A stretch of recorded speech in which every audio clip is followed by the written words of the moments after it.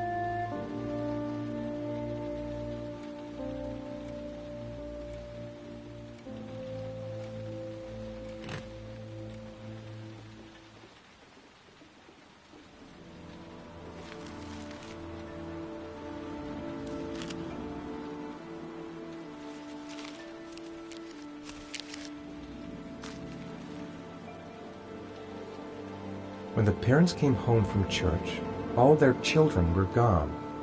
They searched and called for them, they cried and begged, but it was all to no avail. The children have never been seen again.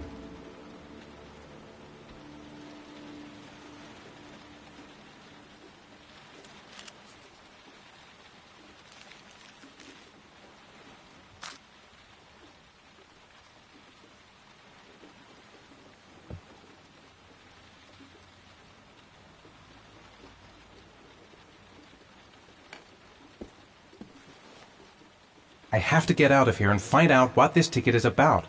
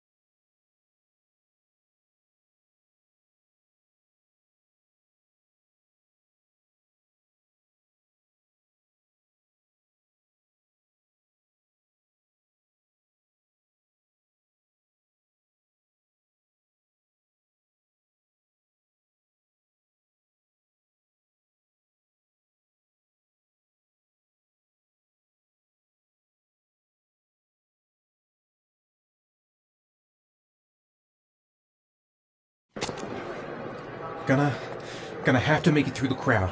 I can't... The luggage lockers. They're on the other side of the station. No time to waste. I need to find out what's in that locker.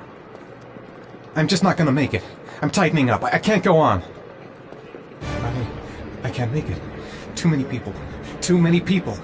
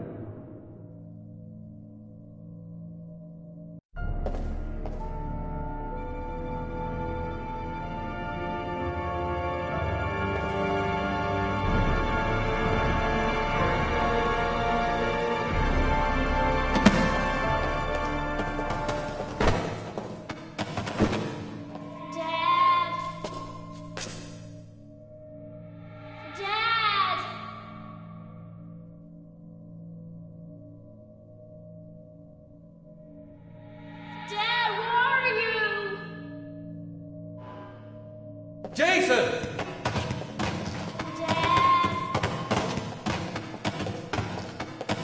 Jason!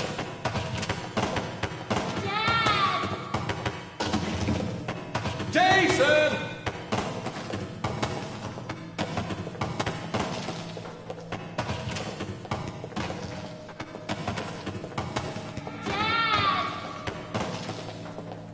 Jason!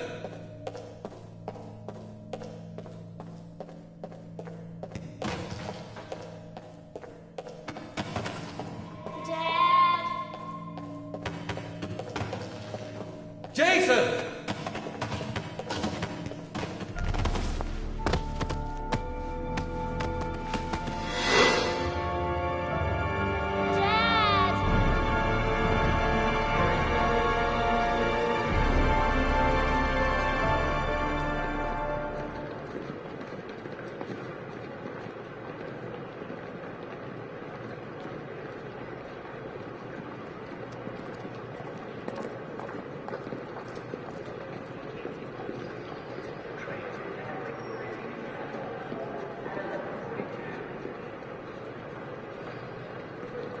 A nightmare.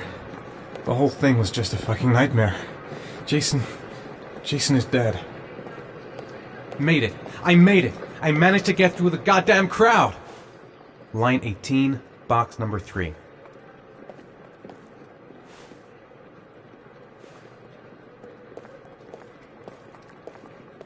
The locker number. It's on the ticket.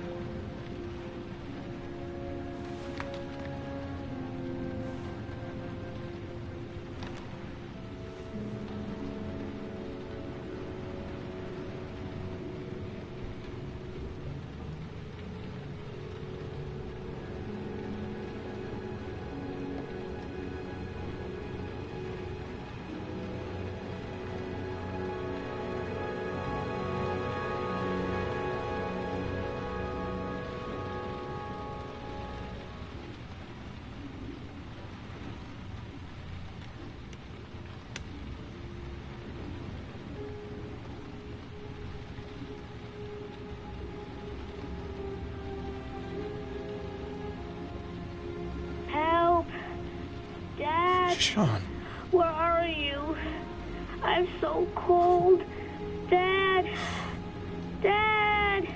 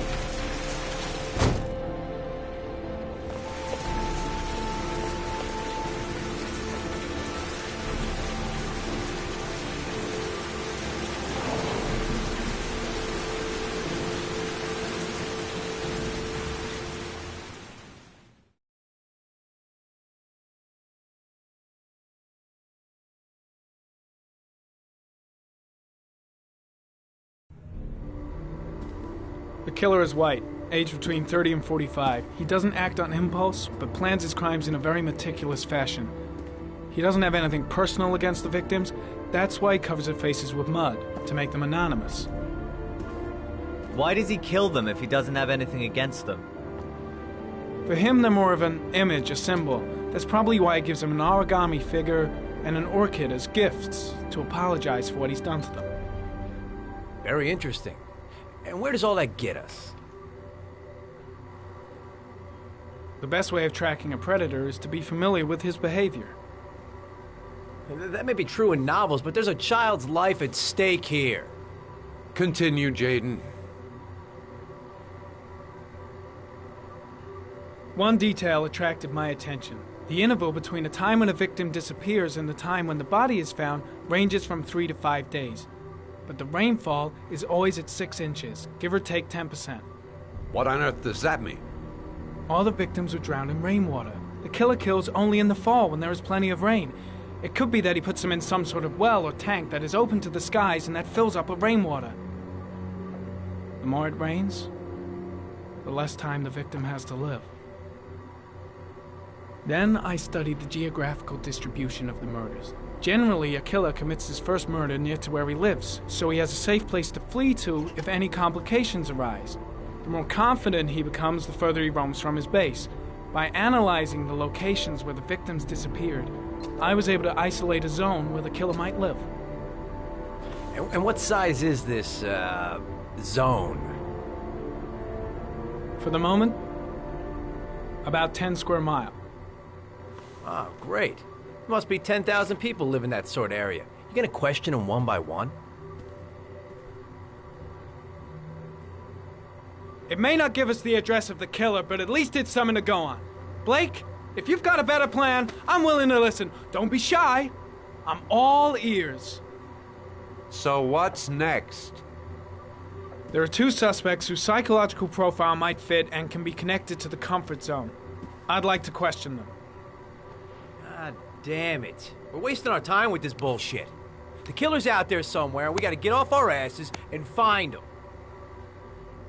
The killer is no ordinary murderer. He is intelligent, organized, and methodical. You won't find him by patrolling the streets.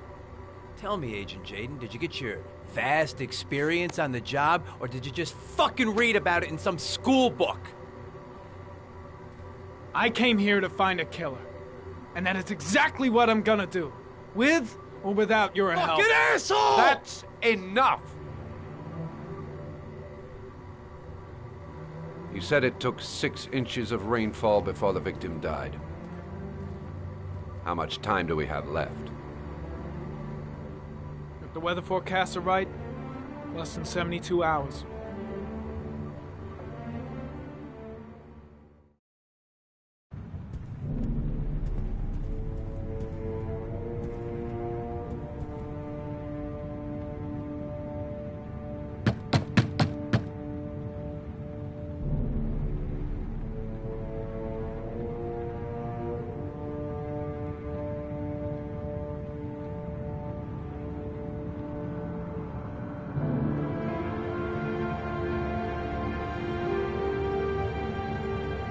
No answer.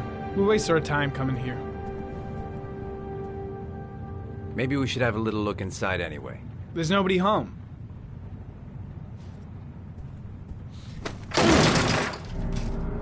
There is now. I'm not sure that's entirely legal. Call the cops.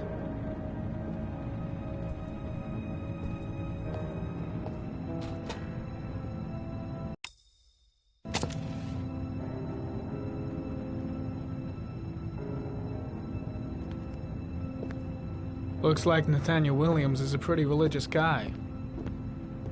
He's a God-fearing idiot, waiting for the end of the world. We questioned him a few months back because he was causing a disturbance in the park.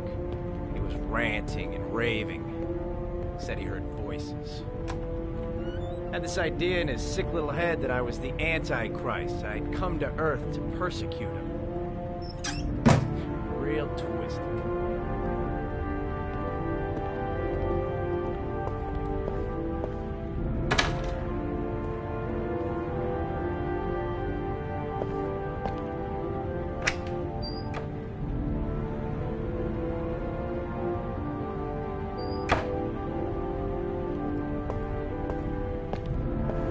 The guys taking a break from reality holed up here in this crazy apartment. It's stifling in here. Those windows haven't been opened in years.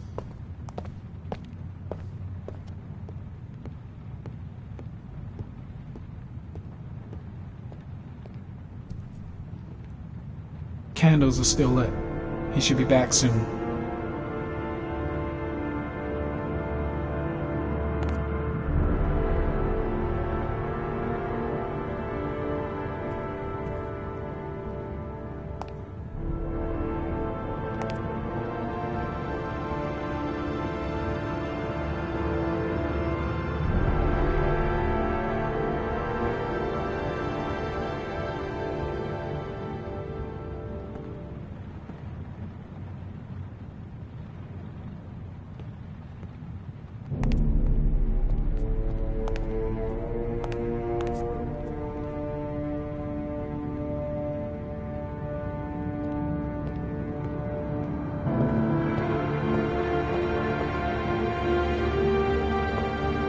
All the signs of a mystical obsessive neurosis compounded by a persecution complex.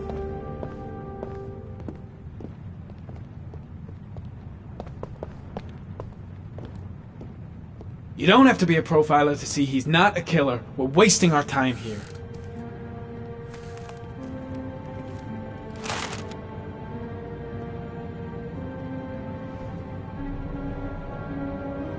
Good timing, Nathaniel. Just the man we're looking for. Angels and ministers of grace defend us. I'm Agent Norman Jaden, FBI.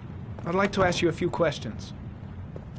As God is my witness, I haven't done anything. I'm innocent. Relax. Nobody's accusing you of anything. We just want to talk. Nathaniel, do you remember where you were last Tuesday at 4:30 p.m.? Here? I was here. I was praying. All day. Was there anybody with you? No. No, I was alone. Where do you work, Nathaniel? Do you have a job? My sole occupation is praying to the all-merciful Lord for the salvation of humanity. Why all the crucifixes? You afraid of something? The hour is nigh, and the wrath of God shall strike men down. I'm preparing for the end of the world. What about the voices, Nathaniel? Do you still hear the voices? We know who talks to you, don't we, Nathaniel? Or we both know who talks to you. Don't speak that name. What does he say to you, Nathaniel? I can't talk about it. You mustn't talk about it. He orders you to go and find new prey, doesn't he? He needs more and more. No. No! You mustn't mention him. You'll bring him here. He told you to go and find that kid in the park. The voices tormented you all night long. You wanted them to stop, didn't you, Nathaniel? Stop! Stop! That's enough! So you obeyed them, to make them stop. You took that boy Blake, with you what and are you you drowned doing? him. Isn't that right? No! Stop! Stop! You killed them, didn't you, Nathaniel? Are you gonna confess, you bastard? You are the Antichrist. Put down the gun, I shall Nathaniel. dispatch you to your father in hell.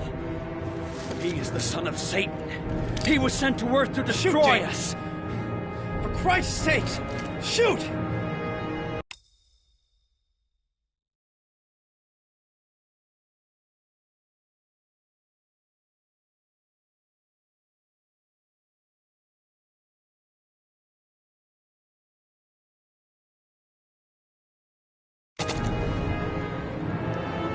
You're not gonna kill the Antichrist with a revolver, Nathaniel. He's much too powerful for that. Antichrist, my ass! Get that gun out of my face! Lieutenant Blake is gonna leave our planet right now and return to the realm of shadows. Creature of darkness, I do beseech you to return to the realm of shadows and leave our Nathaniel in peace. Demon, you shall regret confronting the emissary of the Lord. You shall know divine power.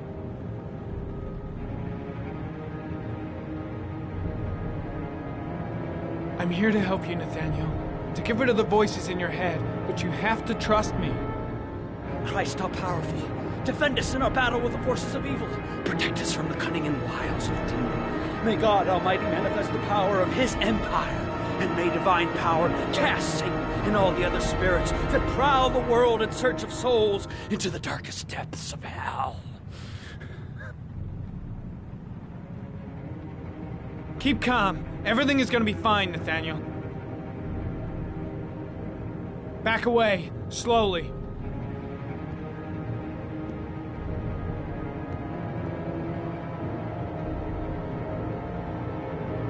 Now drop the gun. Drop it, Nathaniel.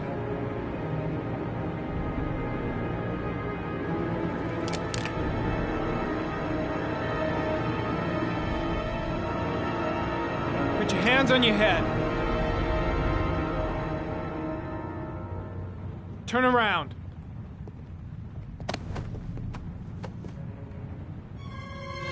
Motherfucker! In the name of the Lord, I exorcise thee, Satan. Okay, freak, the show's over. You're under arrest. Pretty damn cool under the circumstances. I would have just shot him. A gun isn't the answer to every problem, Blake.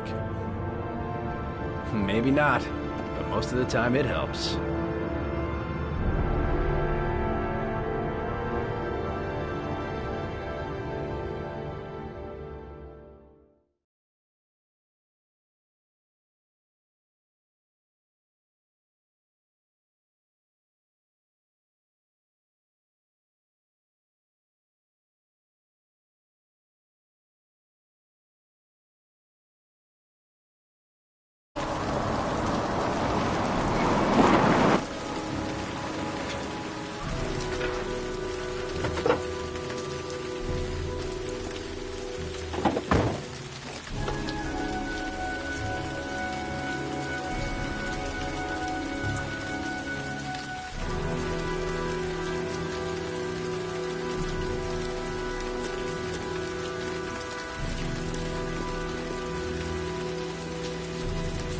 Susan Bowles, mother of the origami killer's latest victim.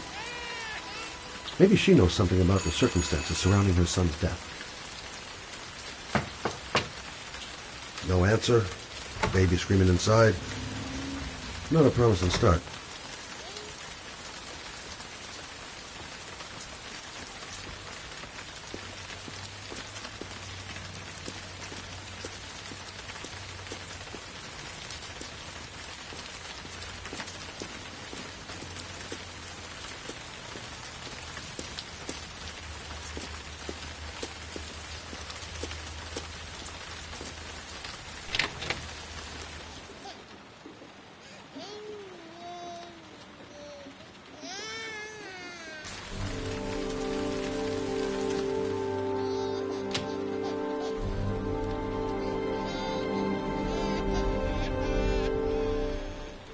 Mrs. Bowles? Anybody home? Oh, Jesus.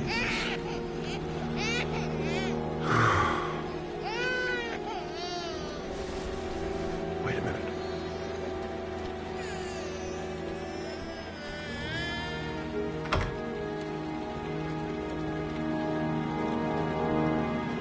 Mrs. Bowles? Mrs. Bowles, are you there?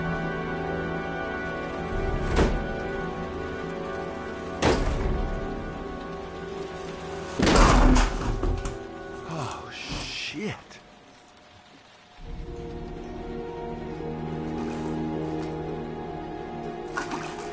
Mrs. Bowles! Mrs. Bowles, can you hear me? Wake up! Wake up!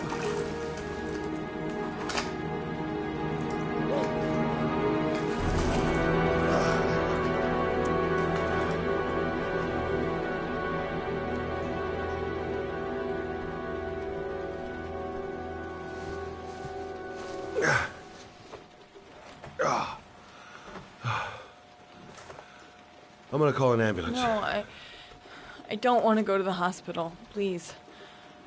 Okay. You got something around here I can dress this wound with? Yeah, I think so. Okay, don't move. I'll be right back.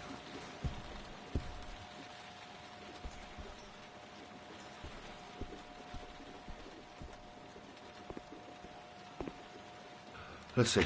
I need this, and this, and this.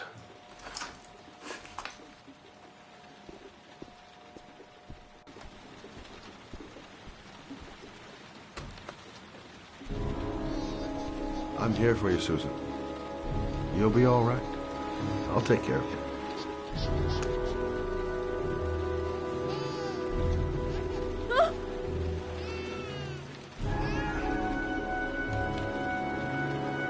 Stay with me, Susan. Susan, do you hear me? Susan, stay with me. Can you hear me? Stay with me. Okay, come on.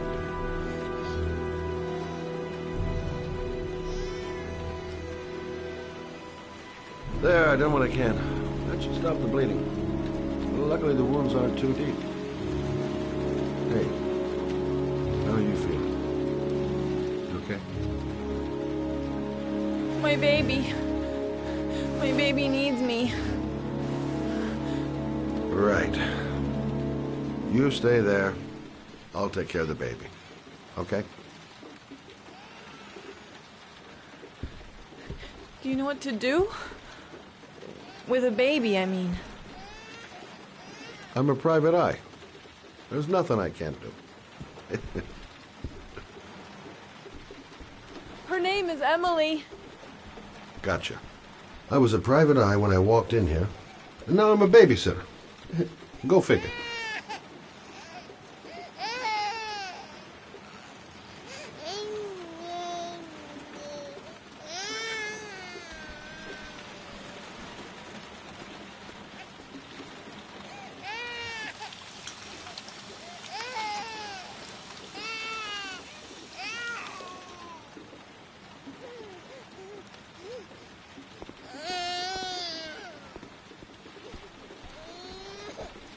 Hi there, Emily. So, what seems to be the problem, huh? Oh! Going by the smell, I got a pretty good idea.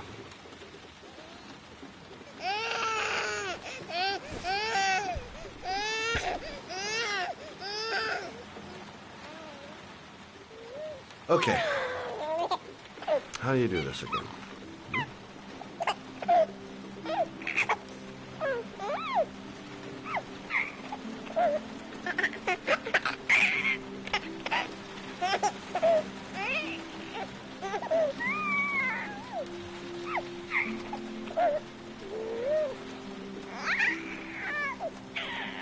There you go, fresh new baby. That should feel better. Right, Emily?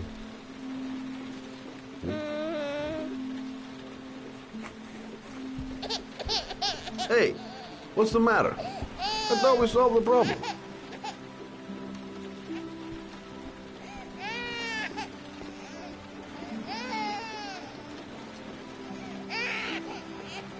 I guess I better warm this thing up.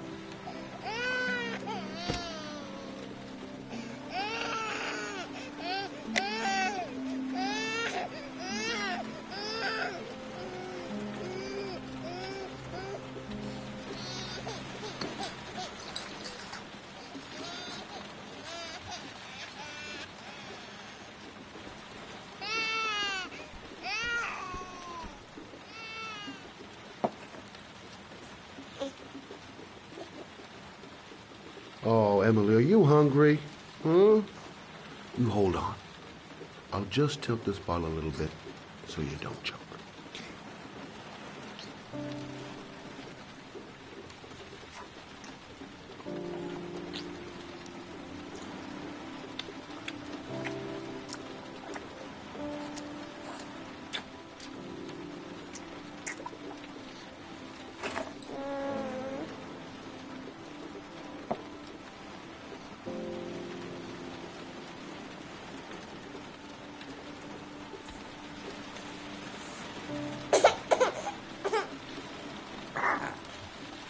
Oh, good job, Emily.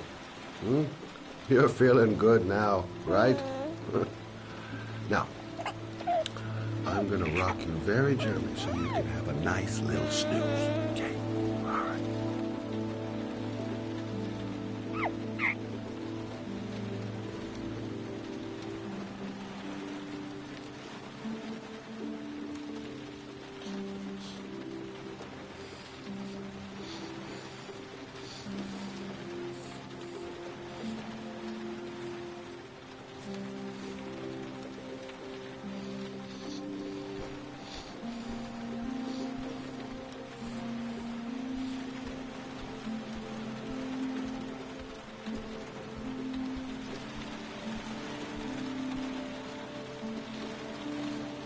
Thanks for looking after my baby.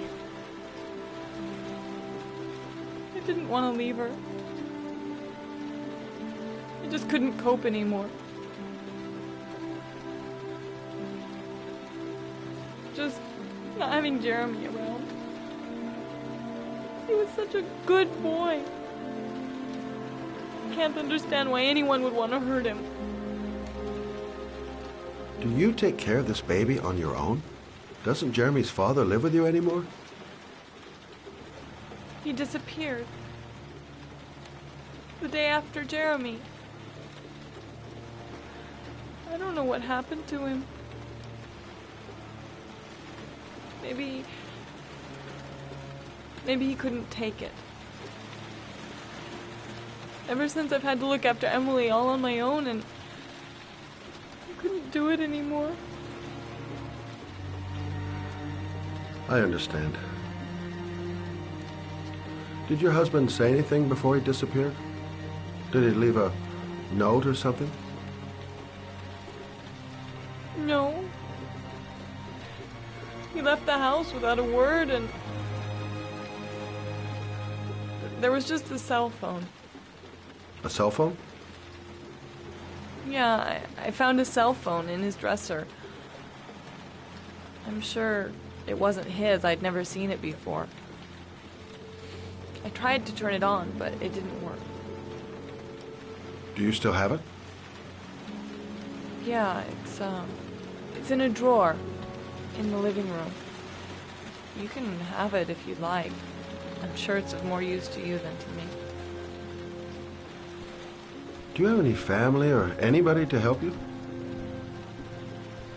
Yeah. My mother. I didn't want to ask her for anything. We don't really get along. But I guess I'm out of options. Well, look after yourself. And Emily. I will. I promise.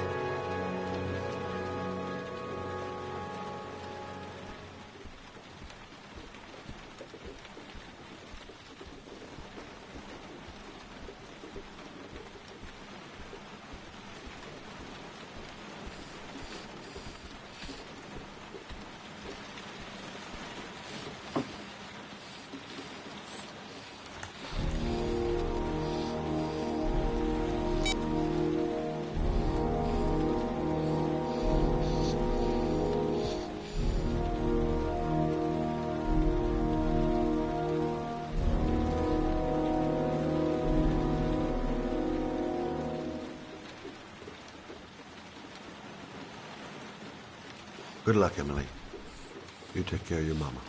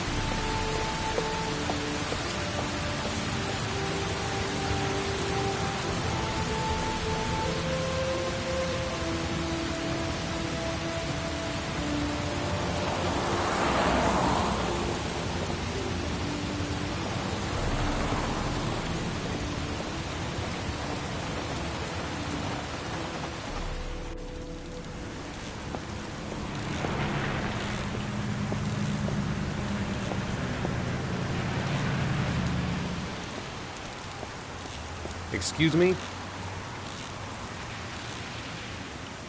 Hey! Oh! Huh. Sorry. Didn't see you. What can I do you for? I'd like to get my car.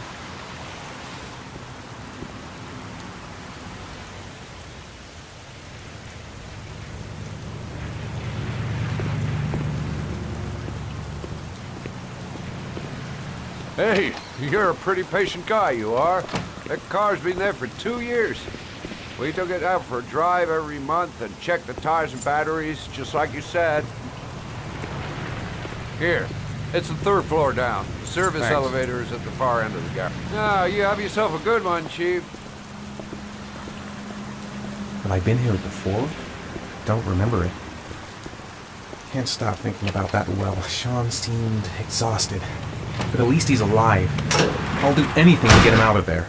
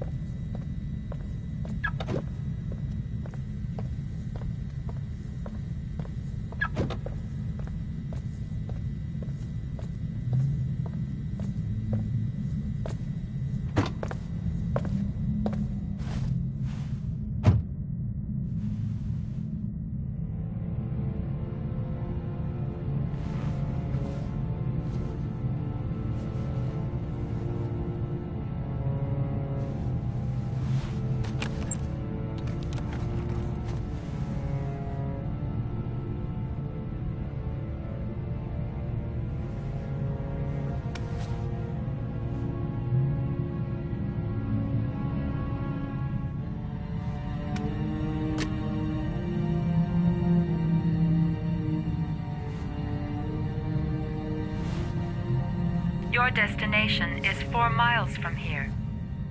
Leave the parking lot and take the first right.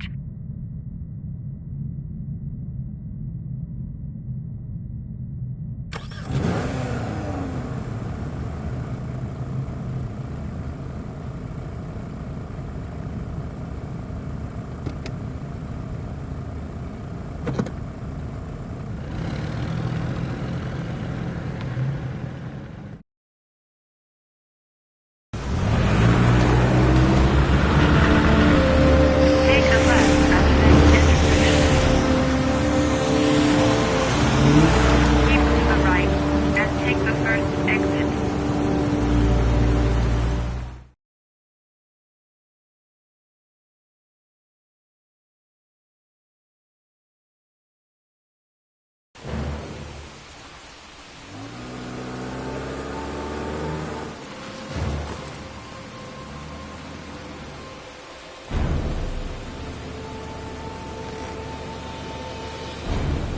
have reached your destination. Are you ready to show your courage in order to save your son? Listen carefully. Take the highway and drive against the traffic for 5 miles. If you haven't reached your destination in 5 minutes, you will have failed.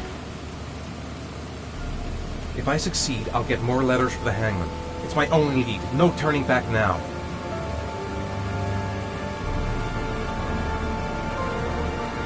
I can't stop my hands shaking.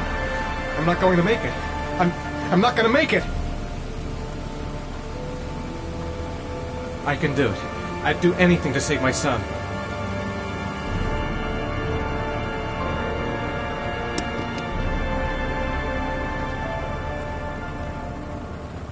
A lot of good it'll do Sean if I kill myself on this highway. I've got to do it, for Sean's sake. I have no choice.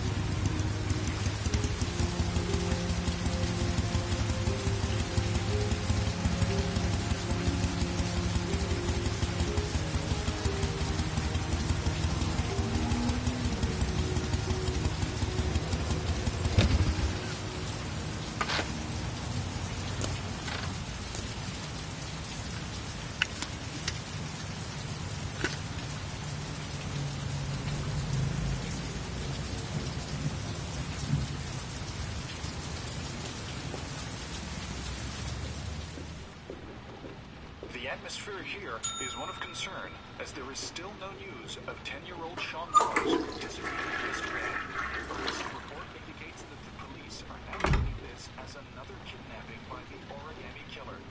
If this information is confirmed, Hello there, sweetheart. What can I do for you? I'd like a room. For you? Anything. Feeling the register.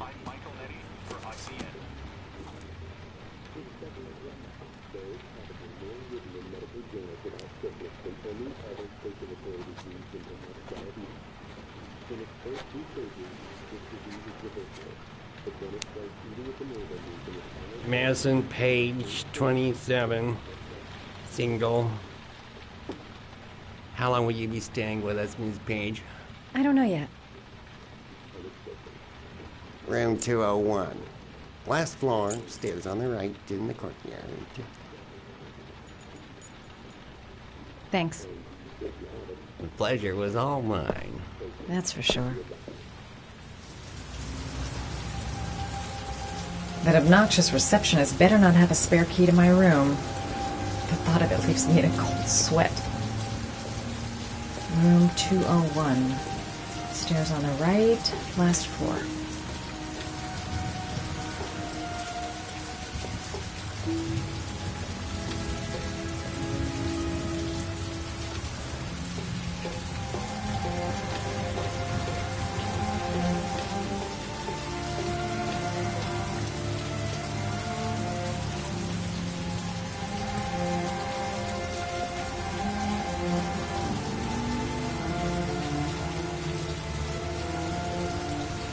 There's someone there. Is he wounded? Sir? Are you all right? I'll call an ambulance. No ambulance. You're badly hurt. You need a doctor. Please, just help me to my room. It's number 207.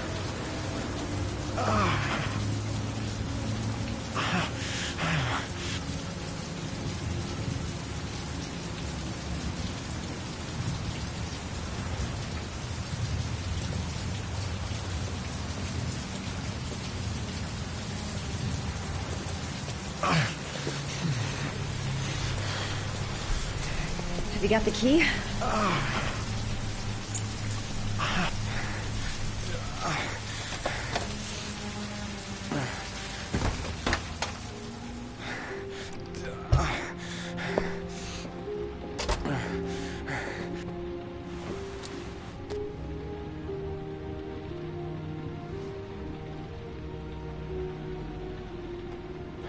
You're really in bad shape. You should see a doctor. Must have one, maybe two broken ribs. It's not fatal. But it's sore as hell. Your head is bleeding. It looks deep.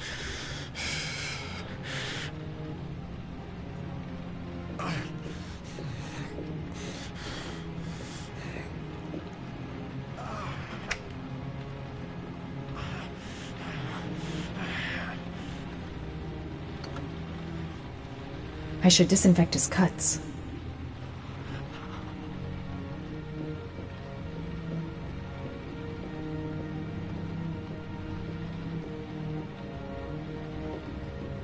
I'm gonna disinfect your wound. This might hurt a little.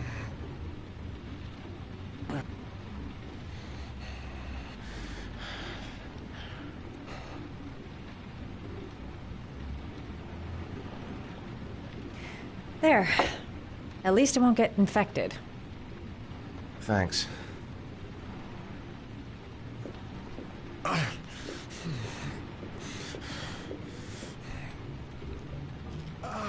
Paracetamol painkiller. Administer in cases of intense pain. Do not take more than one pill every 24 hours. Here. Take this. It should do you some good. It's a painkiller. It'll help reduce the pain. It says on the box to take one every 24 hours. I don't think it's a good idea to exceed the dose. I can't afford to wait. I wouldn't move around for a few days if I were you. I'm gonna take a shower. All right, let me help you.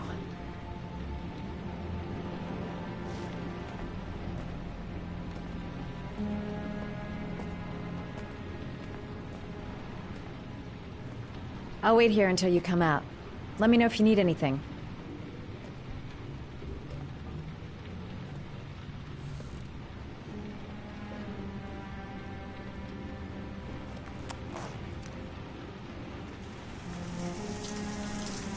Talk to me.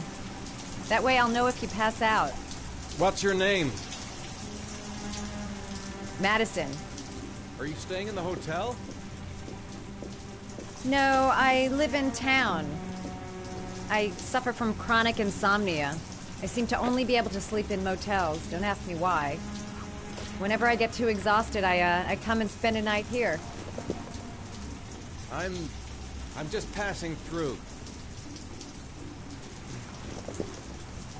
And what else do you do, Madison? Apart from fixing up strangers. I'm a photographer. I take pictures of furniture for fashionable design magazines. And you?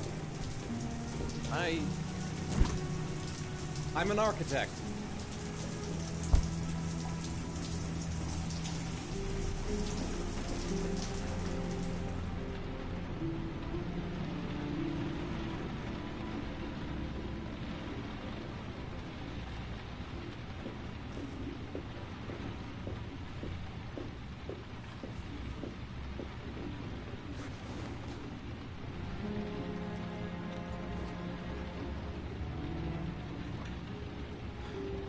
Thanks for staying. I feel a lot better now. Okay. I better get going then.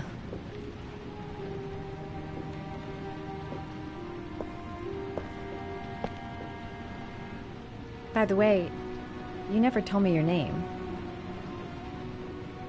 Ethan. Be careful, Ethan.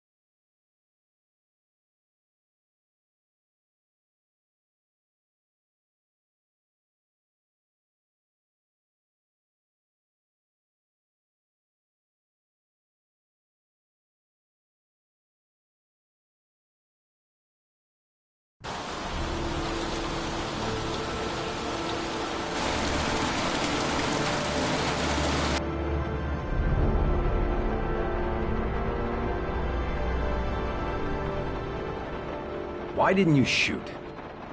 Sorry? Well, back there. Nathaniel could have had a gun. Could have killed me. Why didn't you shoot? I prefer to have all the information before I make a decision. I try to make rational choices when possible. Come on, you had a fraction of a second to react. You could have whacked me before you had time to move. I'm sorry. I thought you were a tough guy. A street cop who's been through the mill. I didn't think you'd scare so easily. Why don't you fuck off, Norman?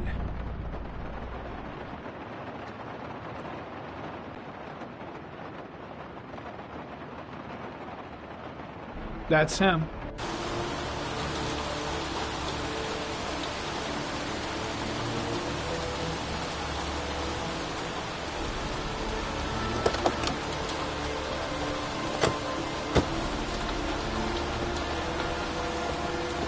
Yaroslav Korda? Yeah? Lieutenant Carter Blake, I'd like to ask you some questions.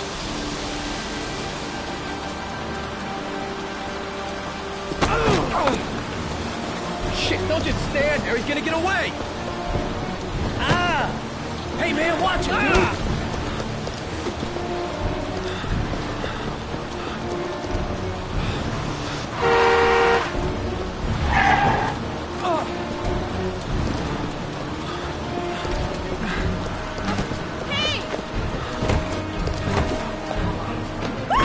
Hey, watch it, man! Whoa!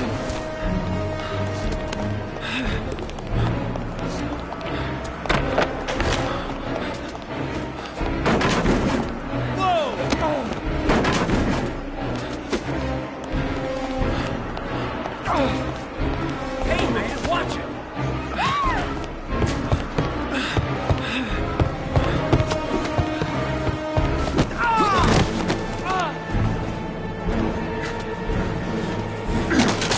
Hey, man, what's your problem?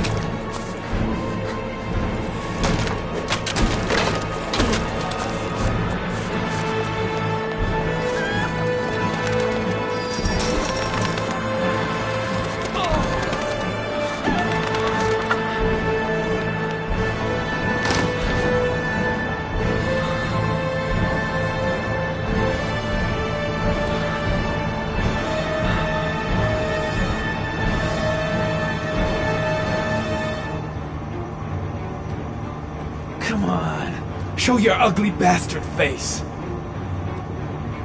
Damn place is freezing. My hands are numb. No way he's escaping. I'm gonna get that bastard.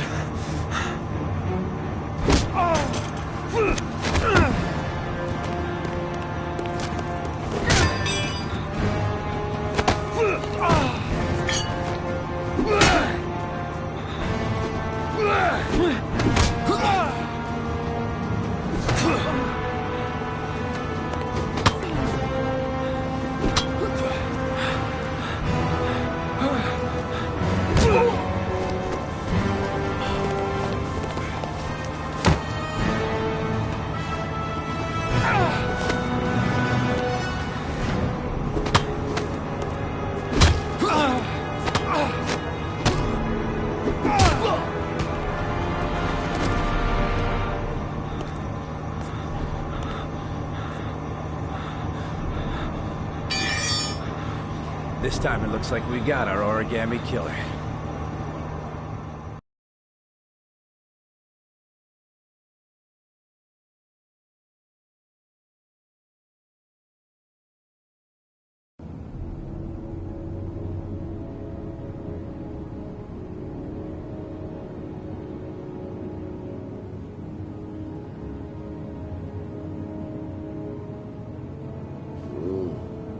No.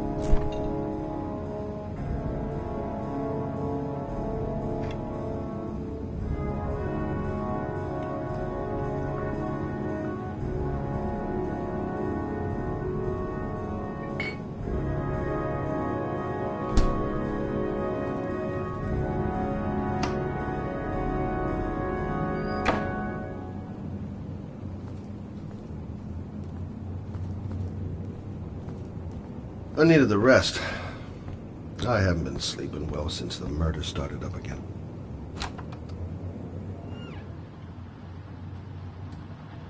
Can't breathe with this goddamn humidity. Hope it stops raining soon.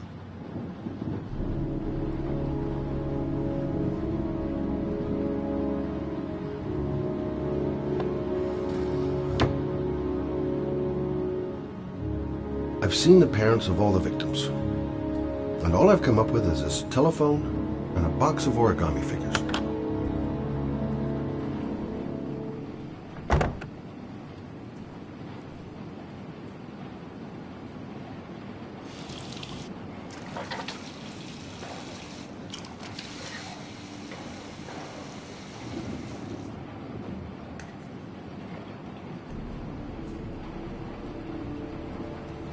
All the newspapers are talking about Sean Mars, the kid who disappeared.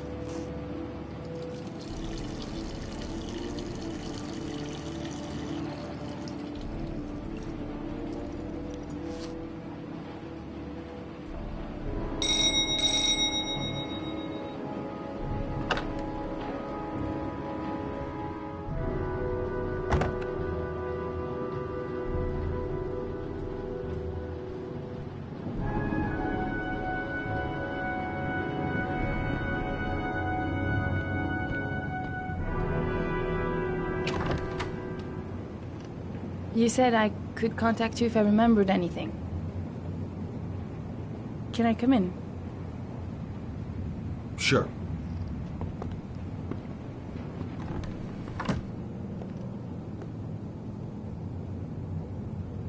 Please, take a seat. Didn't really expect to see her again. Wonder what she wants.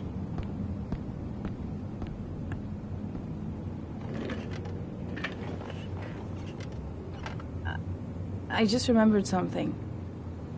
Maybe it's not important, but a letter arrived in the mail the morning Johnny disappeared. A letter? What kind of a letter?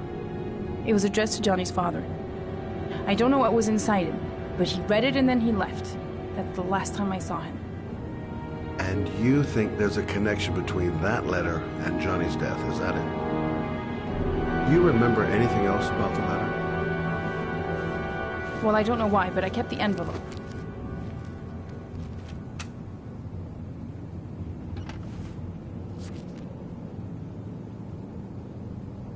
It was mailed in the Carnaby district, the day before Johnny disappeared. Nothing particular, except the address. The address? It was typed with an old typewriter. Could be a lead, you never know. Well, thanks for your help, Lauren. I'll let you know if it leads to anything. Wait, I can't just sit around and do nothing while you're out there looking for the man who killed my son.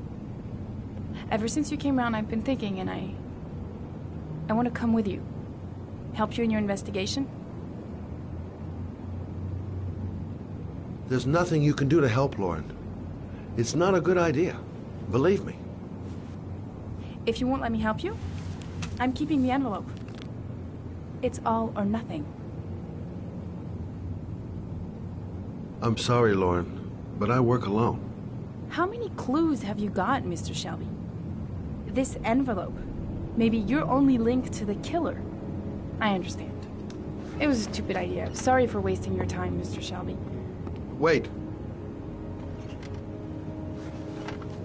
You're really something special, Lauren. I'll give you that. I'm just a mother. A mother who wants to find out who killed her son. Are we partners?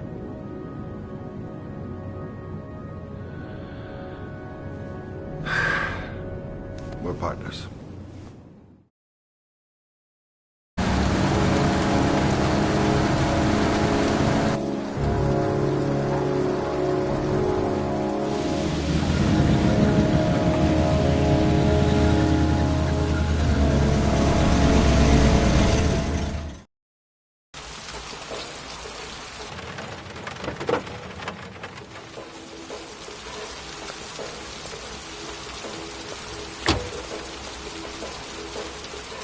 Maybe you better stay in the car. We're partners. partners, remember? Wherever you go, I go.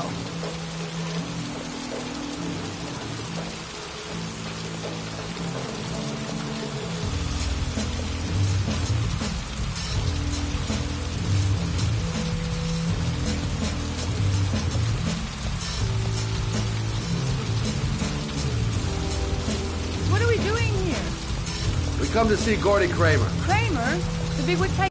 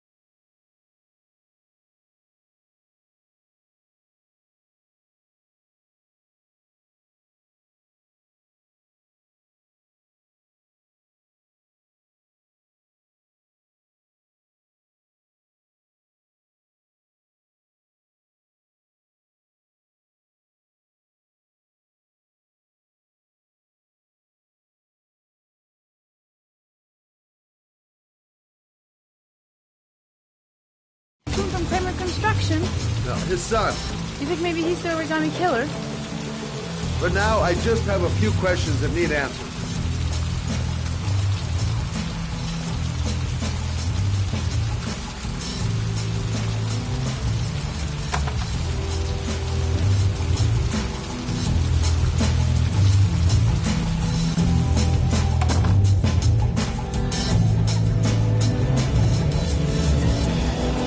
What a joint! Kramer must be loaded. What'd you think he paid for all this shiny crap? We'll discuss Kramer's decor another time. Are we gonna be here long? This place gives me the creeps. I'm gonna go find Gordy Kramer. You stay here till I come back.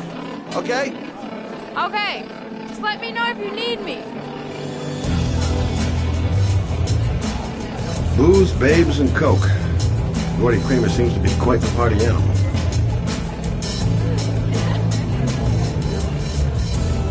I'm a private detective. I'd like to speak to Gordy Kramer. Gordy hasn't seen anyone. Beat it.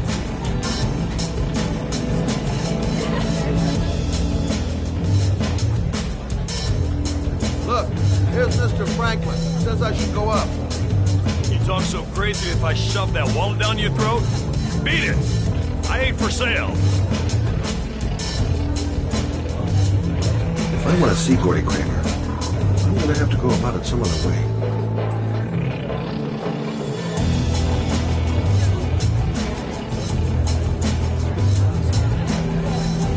Whoa! You see that guy over there? Do you know what he said about you? What'd he say? The bastard! Ah, sort him out! You motherfucker!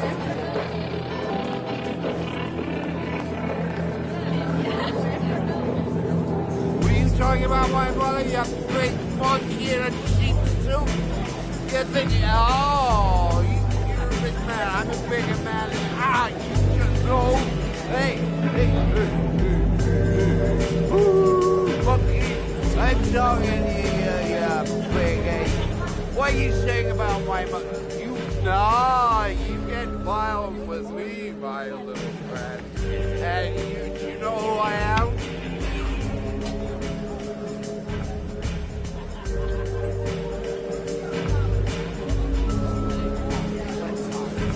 Okay, gotta find Gordy Kramer. Gordy must be up here somewhere. Shouldn't be too hard to find. Okay, gotta find Gordy Kramer.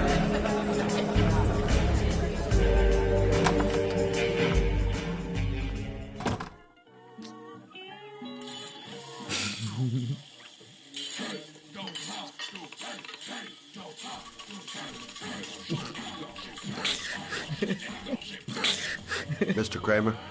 Shh! This is the best part.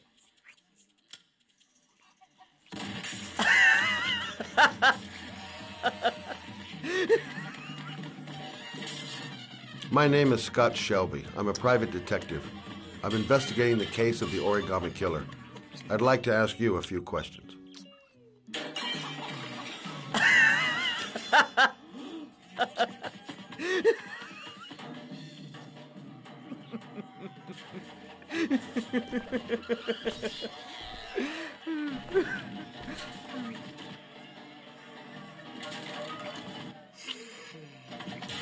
I'd like to know exactly what happened to little Joseph Brown. Beat it! You hear me? Get the hell out of here!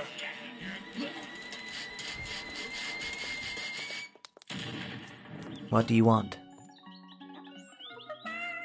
A witness saw little Joseph Brown get in the back of your limousine. That was the last time anybody ever saw it. Now, I know you've been arrested and interrogated until your father made a little phone call and the file was closed. I'd like to hear your version of the facts. The kid was lost. I just offered to drive him home. The police arrived, I explained the misunderstanding, and I was released. End of story. Nothing to get excited about, right?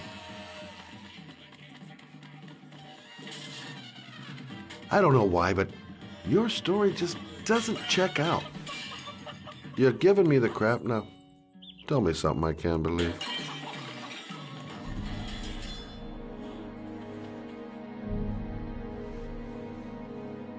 Very well.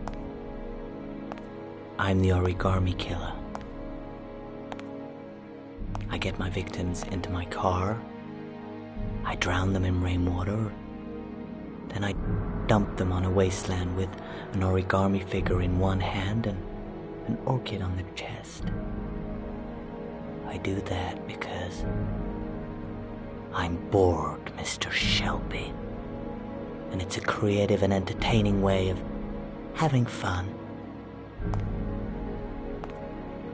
Is that good enough for you? Or do you want more? This interview is over.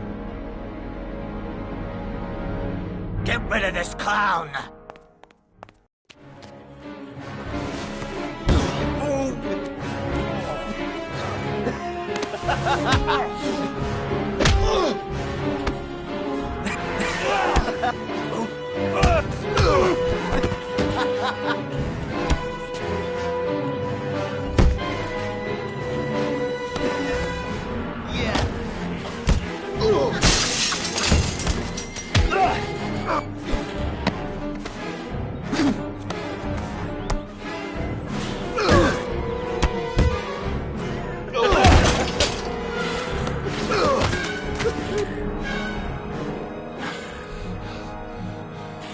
It's a dangerous game you're playing, Kramer. Do you know who my father is? He only has to lift one finger and you won't wake up tomorrow morning. You're the one that should be afraid, Mr. Shelby, not me.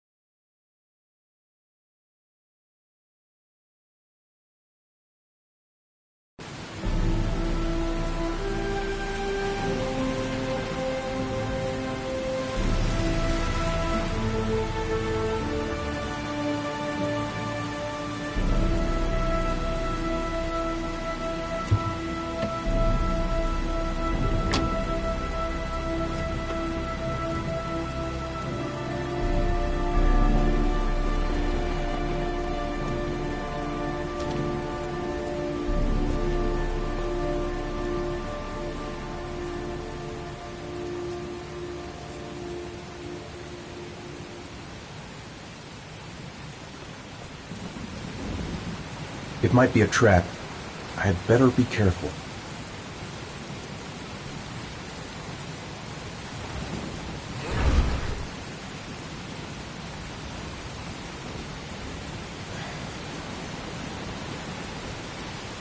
What the hell am I supposed to do here? Now where am I supposed to go? There must be a clue or something. This is the old Pico power station. I thought it was abandoned. The origami figure was in the form of a butterfly. So, am I looking for a butterfly?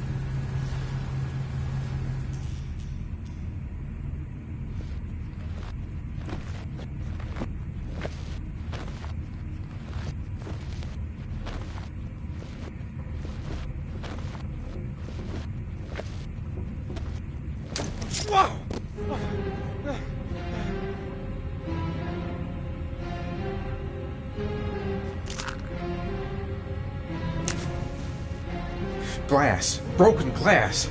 Sharp as a razor. Impossible to go back. I'm gonna have to crawl through it, slowly, so I don't tear up my arms.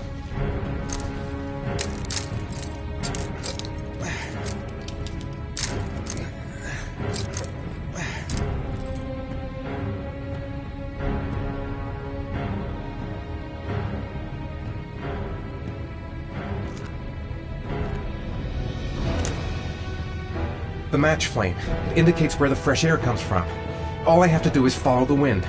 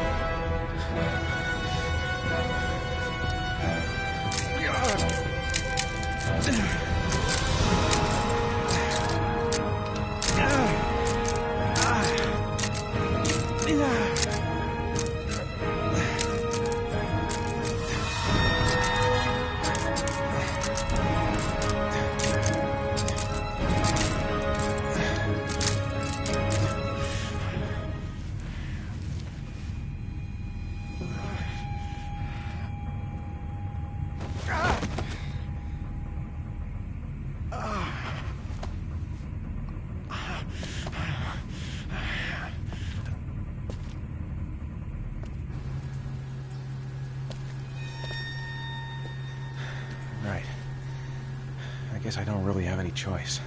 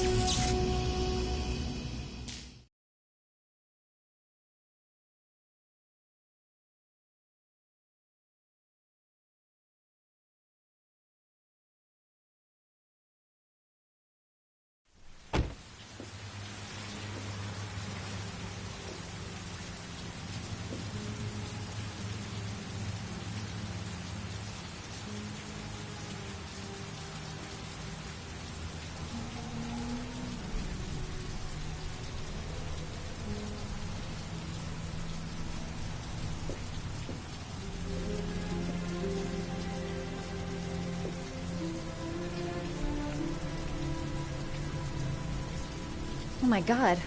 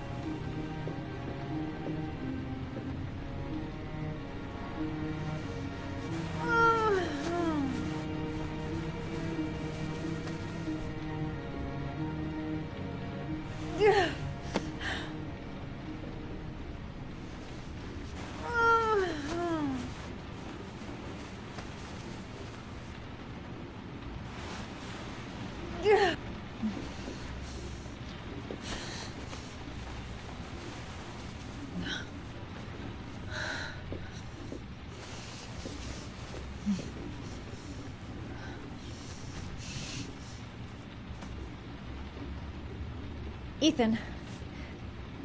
Ethan, can you hear me?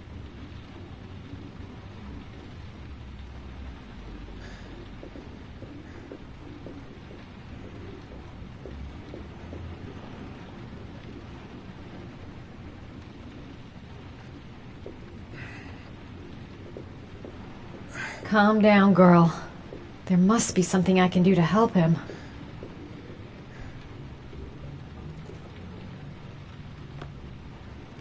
Origami figures.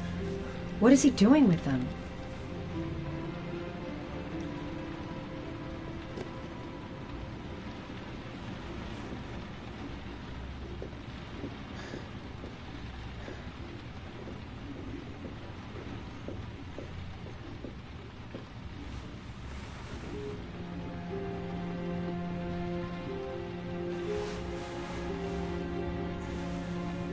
I'm gonna have to get your clothes off to disinfect those wounds.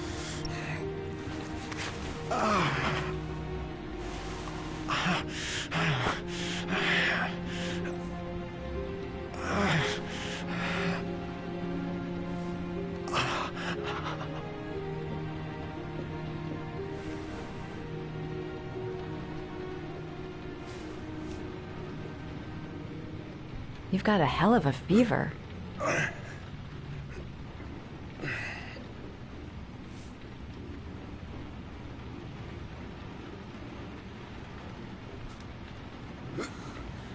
Arms look really bad. I need to disinfect your wounds.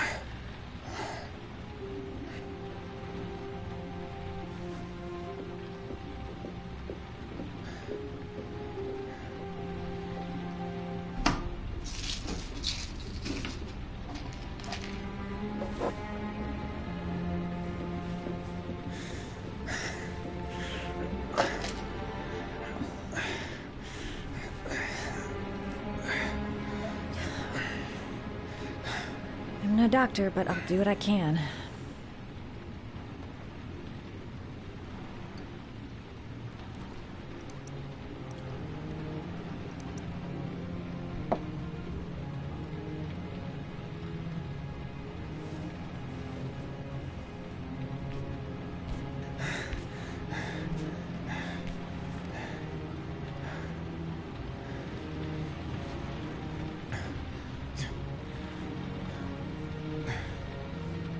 Your wounds are disinfected.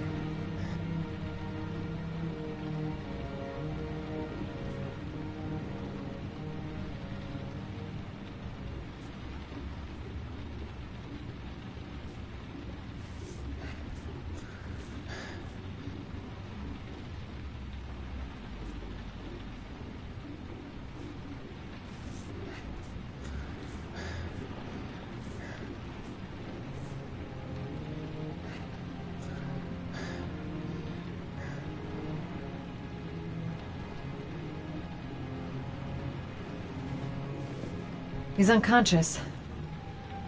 Now I'll just have to wait. And hope he wakes up.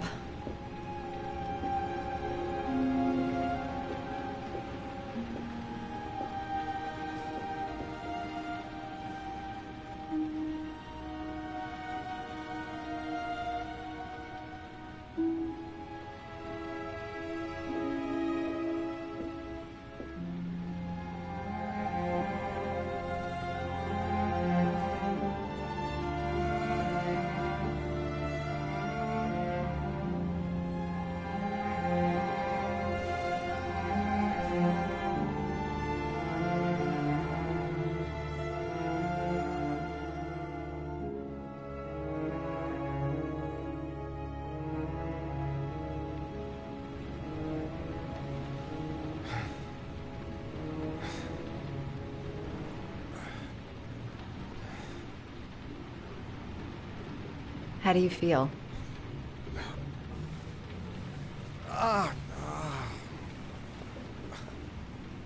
I've been better. Was I out for long? About 3 hours. Why the Guardian Angel act? You don't even know me.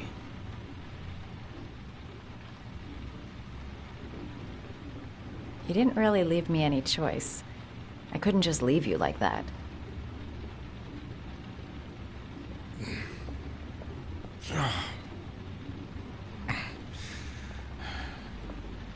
You said you were here because you're an insomniac?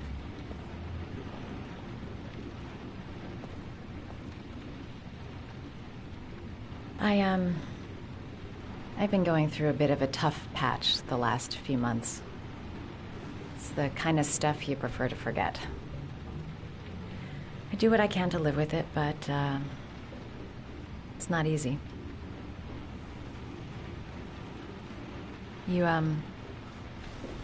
got some kind of a problem?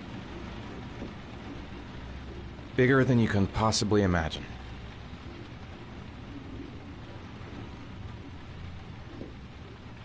I'm sorry. I shouldn't be asking you questions. I mean, after all, we hardly know each other. You have no reason to trust me.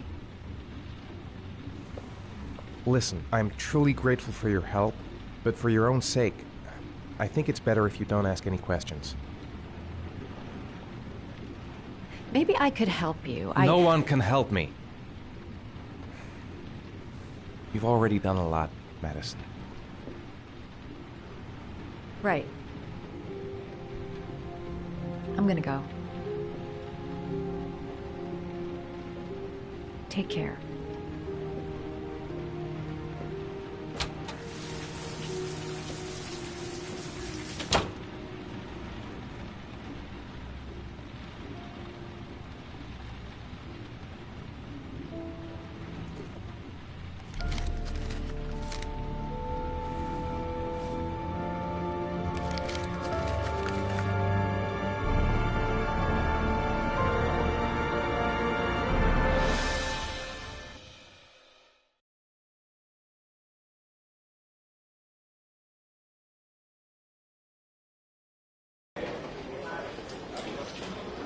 I didn't do it. I swear I didn't do it. I've got nothing to do with that business. I never killed nobody. Oh, no? Then why did you run away when they came to question you? I already told you I forgot to report to my parole officer. I didn't want to go back to prison. When I saw the cops, I just bolted. I wasn't thinking straight. We checked out his statement. He has an alibi for at least 3 of the murders. Fuck, that bastard was a perfect fit. Shit!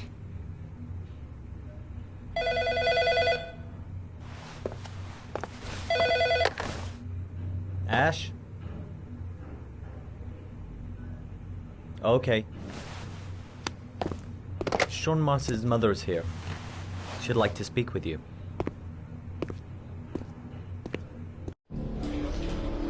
It was a few months back. The middle of the night. It was pouring down. Ethan came home completely drenched at about 3. I asked him where he'd been. He spoke about drowning, the rain. He didn't make any sense. There was something in his eyes. As if it wasn't really him. There may be no connection, but the next day there was that announcement about another victim of the origami killer. Find my son. I'm begging you.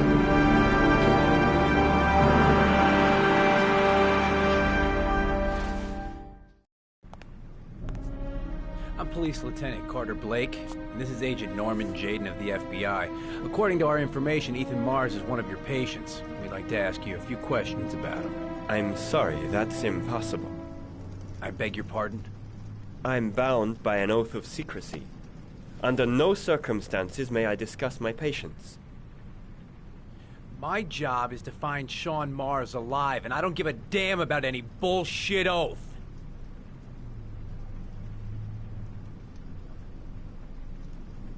Sean Mars's life may depend on what you know. Tell us what you know, Doctor. I'm sorry, I can't help you. And now I must ask you to leave. You need to cooperate. For your own sake.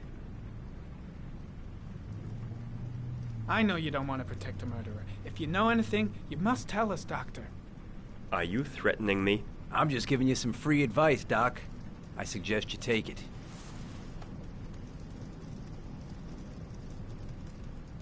It's your duty to inform the police if you suspect one of your patients, Doctor. I am going to call the police and make a complaint about your behavior. Doctor, you are really pushing my buttons. The only thing I'm interested in is saving that kid's life. So, you're gonna be a good boy and tell me what I want to know, or I am really gonna lose my temper. He's right. Legally... Let go of me! You gotta tell us what you know. You have no right!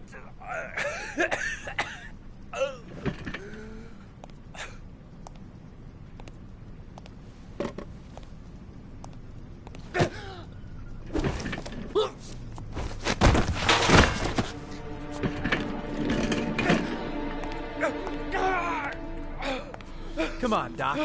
There's an easy way and a hard way. It's your fucking choice.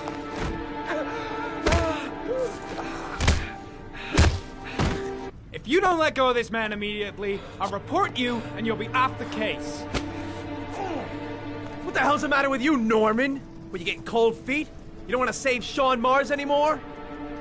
I want to save Sean Mars just as much as you do, but that doesn't give me all rights. So you're gonna stop this shit right now! Ethan Mars has had psychological problems since his first son died. Feels responsible for his death. A sort of morbid neurosis. He is haunted by visions of drowning bodies. A few weeks ago, after one of our usual sessions, I found this on the floor. It must have fallen out of his pocket.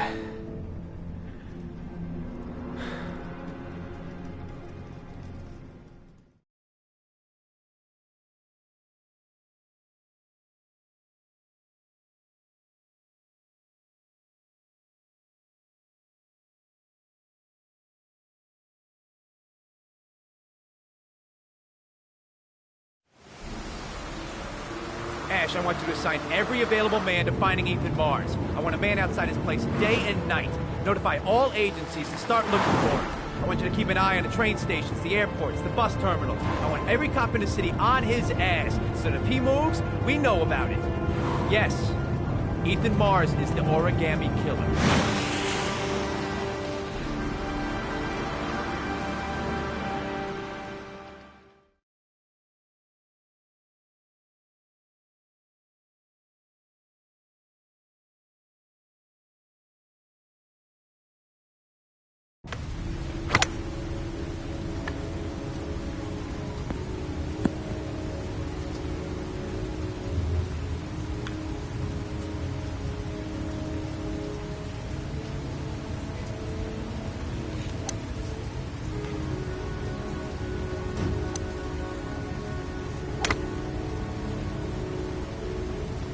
I wonder what we're going to talk about.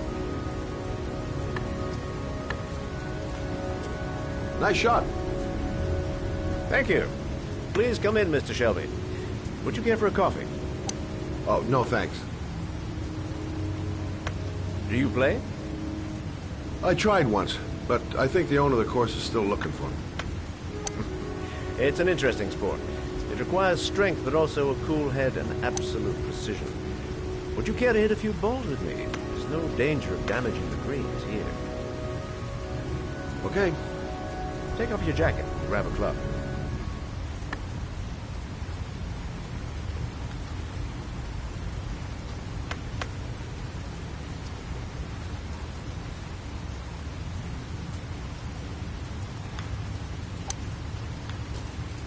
The balls are in that basket.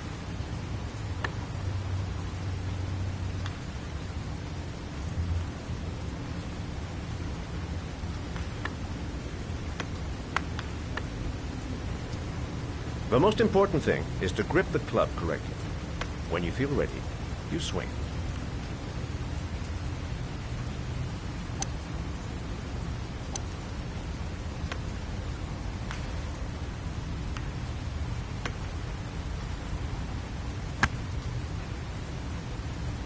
Well, it's only your first ball. You should try to strike it a little harder next time.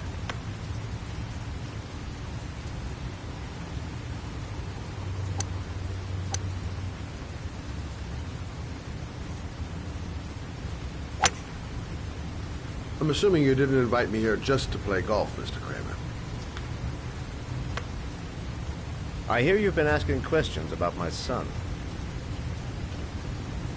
That's right. I want to know if Gordy is linked to the origami killer case in any way.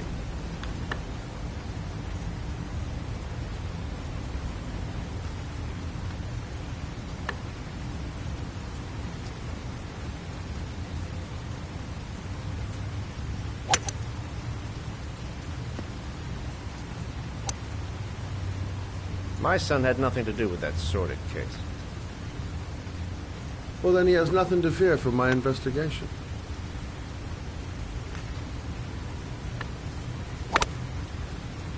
You have no business investigating my son. I told you, he had nothing to do with it.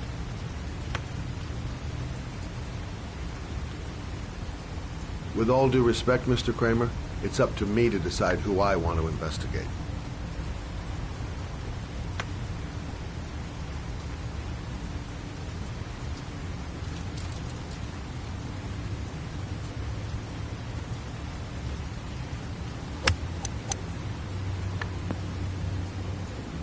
I'm an influential man, Mr. Shelby, and I pay very well for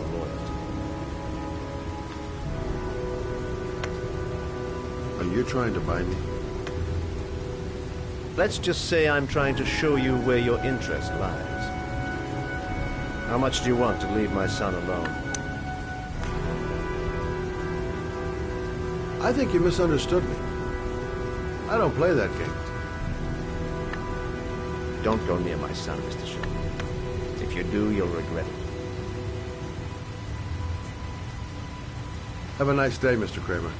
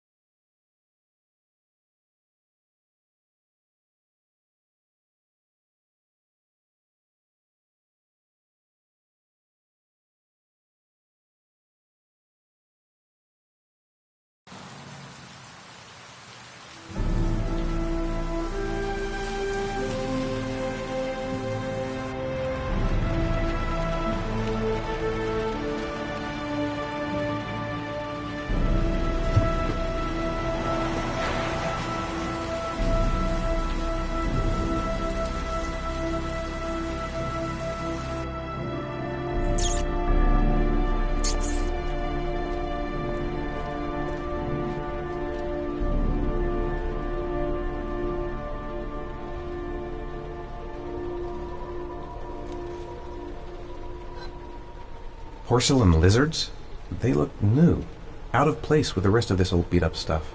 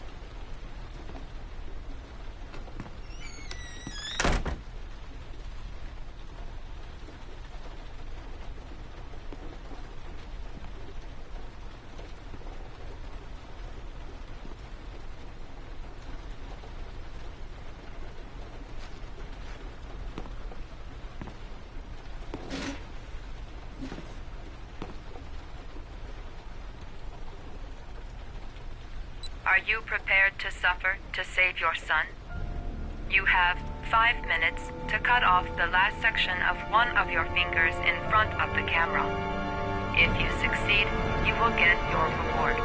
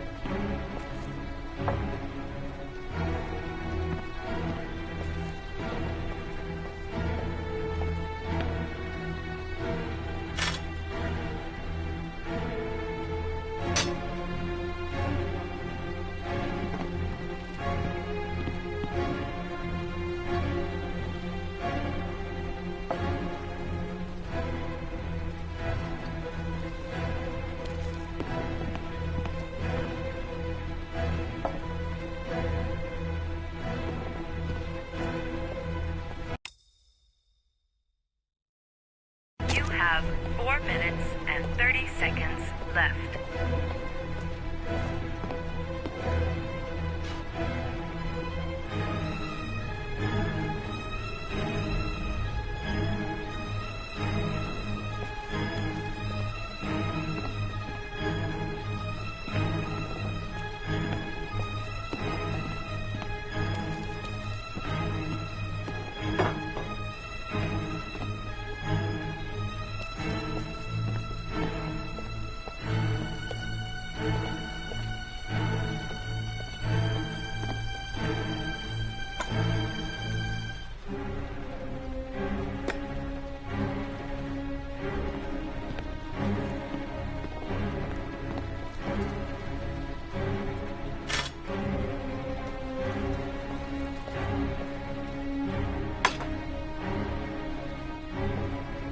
You have 4 minutes left.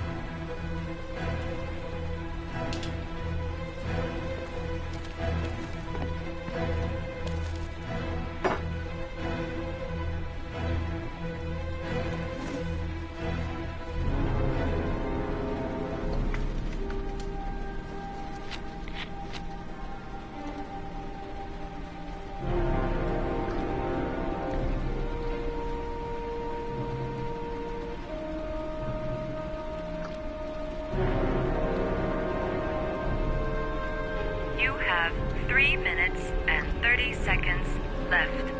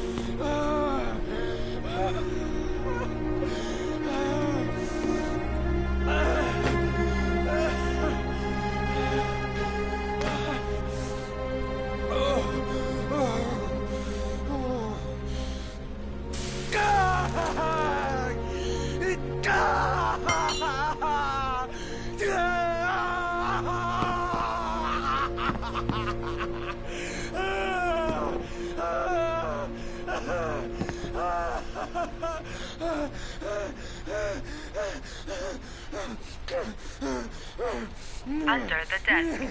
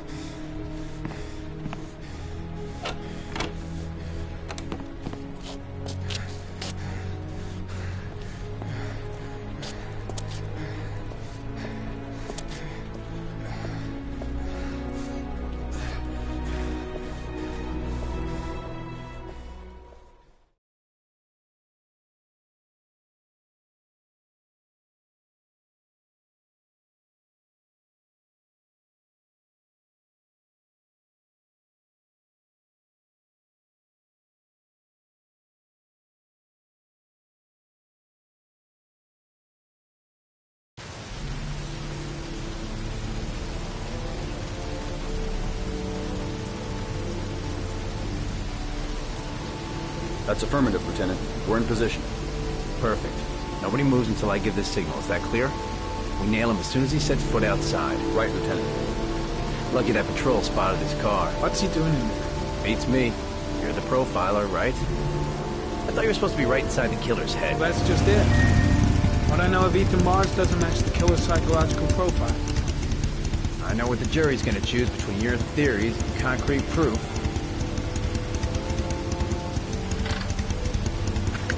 What the fuck is that girl doing there? If Mars comes out now, she's gonna be in trouble. What do we do, Lieutenant? Want to get her out? No, stand down.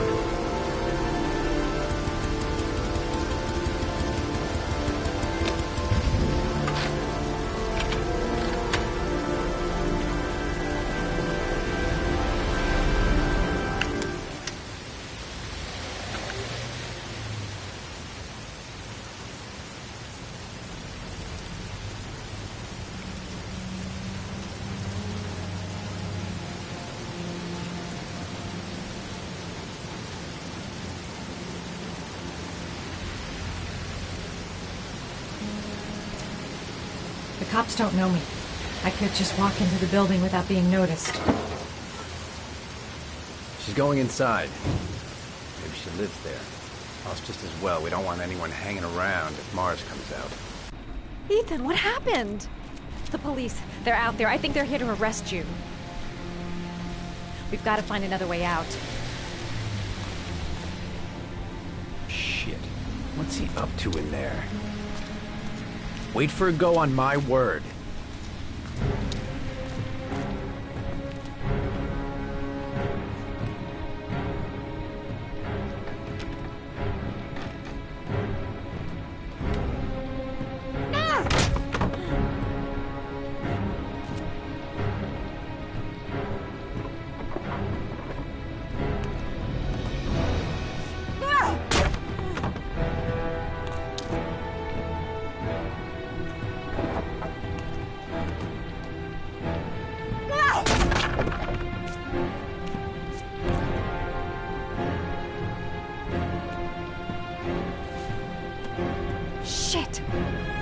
too high.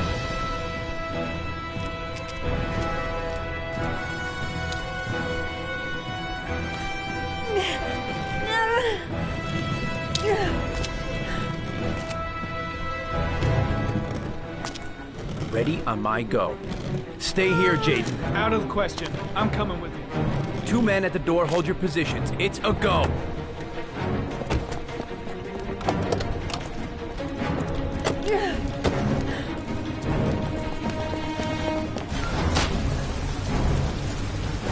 Come on, let's go this way.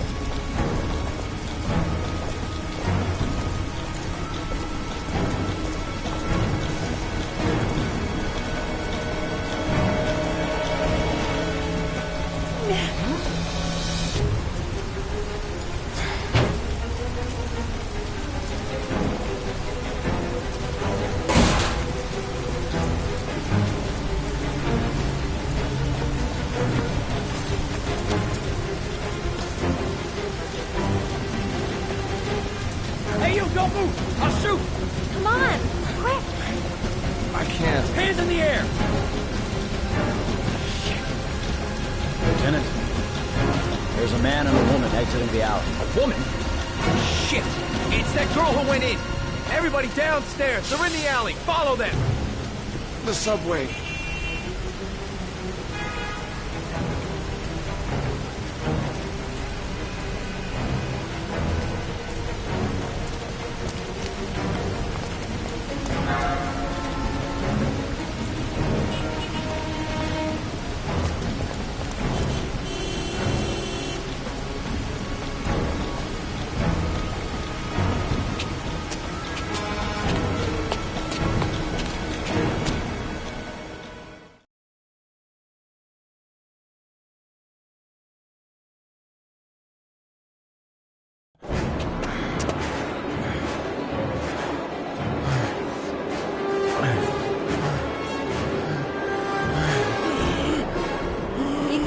Ethan, what's the matter?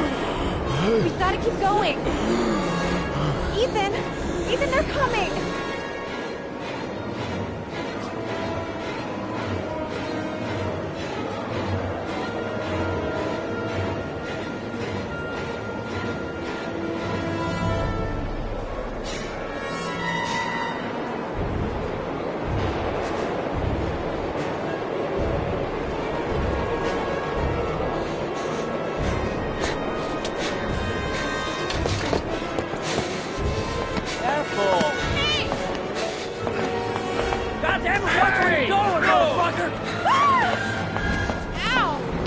Watch it, man! Please! Stop or I'll shoot!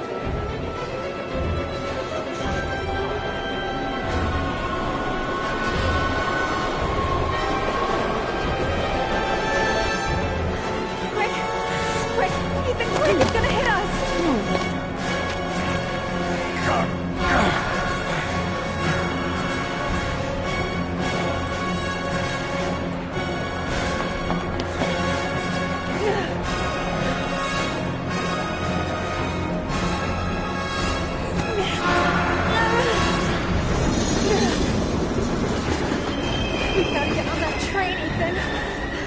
It's our only chance.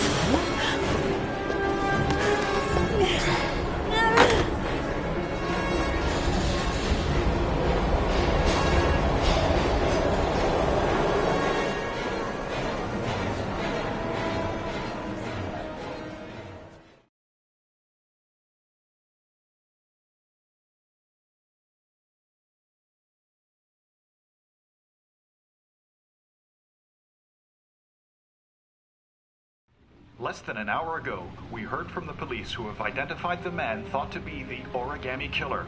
Ethan Mars, father of the kidnapped victim Sean Mars, is on the run and should be considered armed and dangerous. A police manhunt is now underway, and they hope that they will soon be able to announce the apprehension of this dangerous lunatic.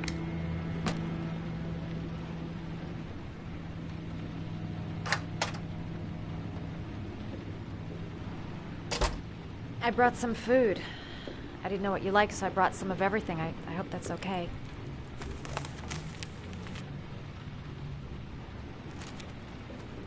Why are you helping me, Madison? You know nothing about me. You could have been killed.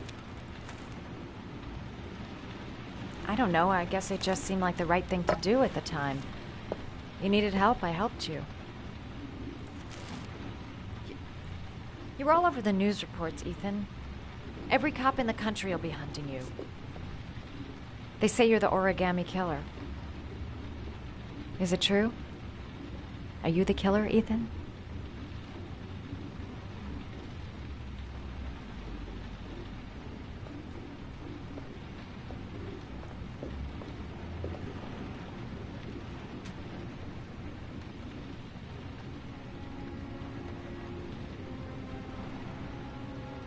I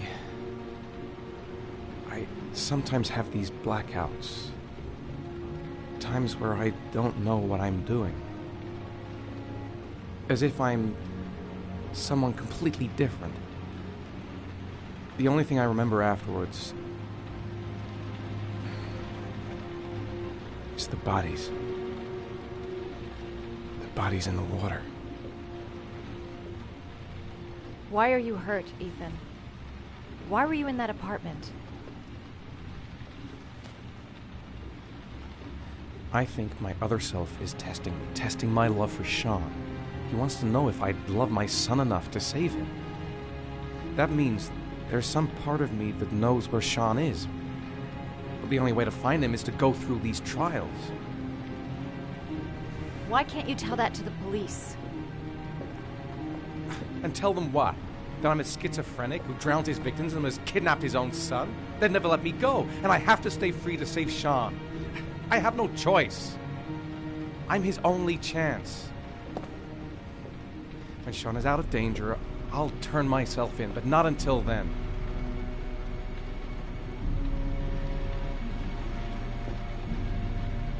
You can't keep going like this. You're destroying yourself, Ethan. Finding Sean is the only thing that matters. There has to be another way. You don't understand. Time is running out. Sean will be dead in a few hours. I have no choice.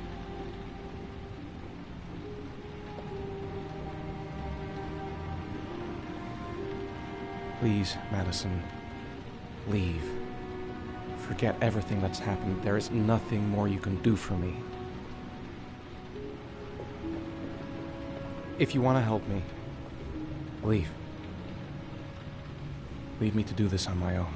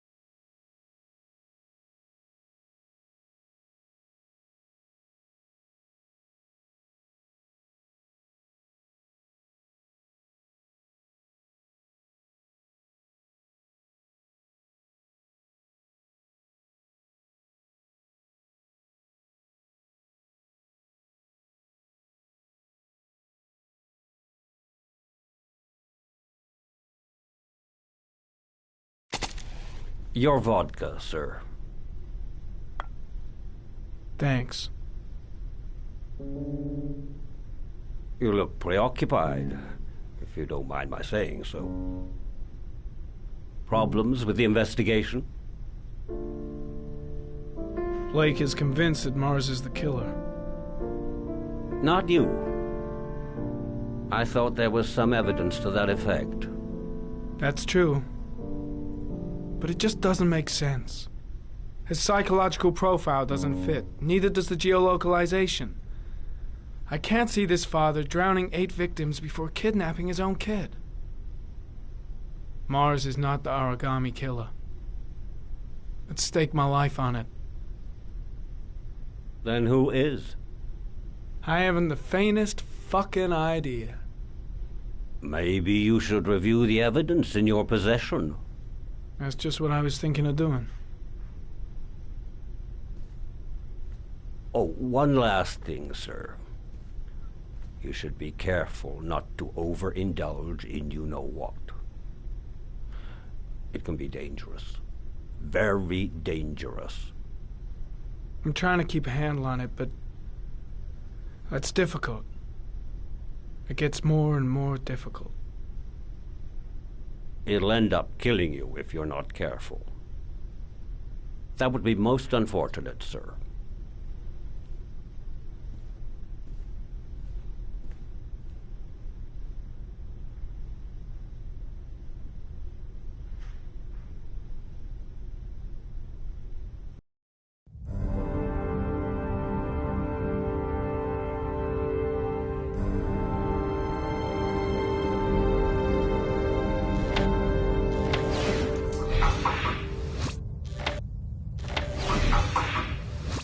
Well, looks like there's something new. The video recording from near the park on the afternoon Sean Mars disappeared. I doubt there's anything on it, but you never know.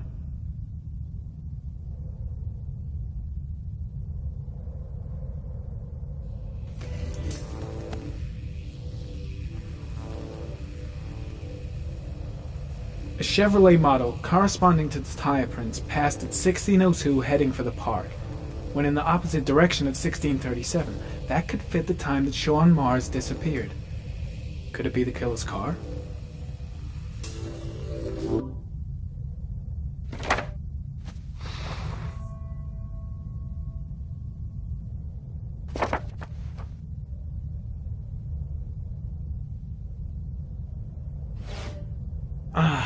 Pity we can't see the driver's face.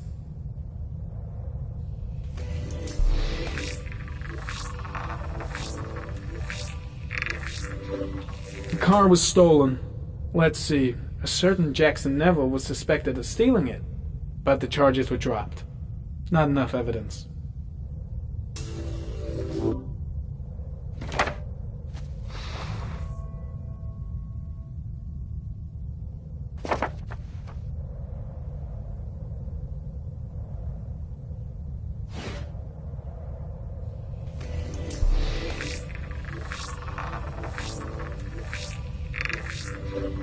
Jackson Neville, aka Mad Jack, involved in several cases of buying and selling stolen vehicles. Considered to be very dangerous. This guy might have provided the killer with a car. It's a pretty slim lead, but it's all I have right now.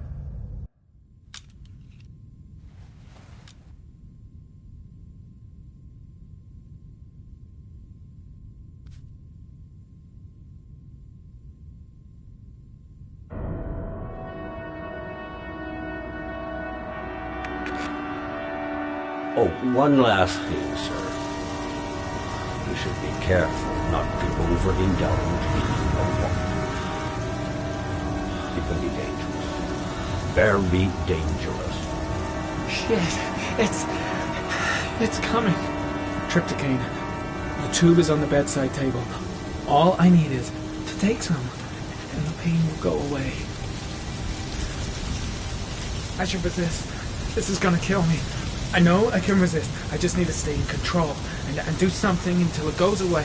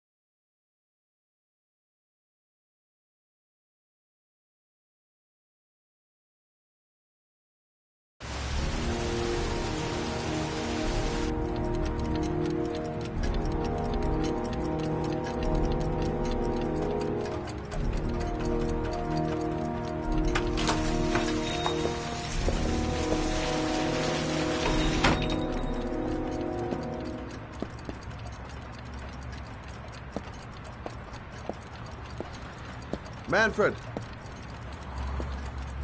Manfred! Anybody home?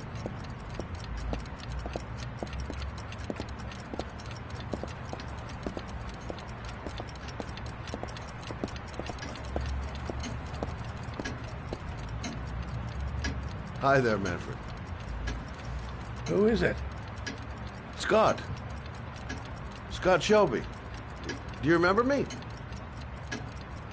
Scott? Scott! Oh, yes, of course. Well, good to see you. How long has it been? Oh, about 10 years, I guess. At my age, time means nothing anymore. I repair clocks, but I try to forget about time. Well, how about you? Are you still with the police? Oh, no, I quit. I'm a private investigator now. This is Lauren. She's a friend. Hello. Oh, hello, young lady. Well, this calls for a celebration. I'm just the thing. Wait there. I'm sure I saw a bottle of scotch around here somewhere.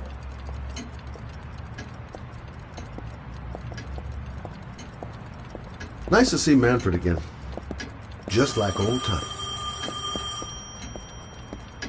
Do an old man a favor, would you, Scott? Tell him to call back this afternoon. Sure, no problem. Hello?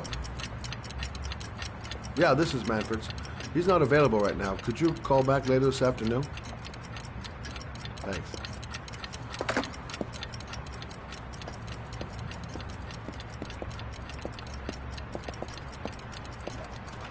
Well, to old friends.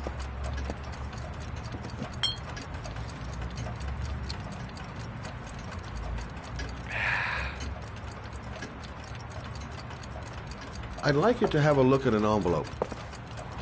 I thought maybe you could tell me about the typewriter that was used to type the address on it. Oh, let's have a look.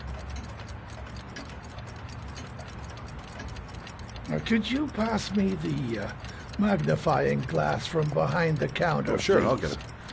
My eyes are beginning to fail me.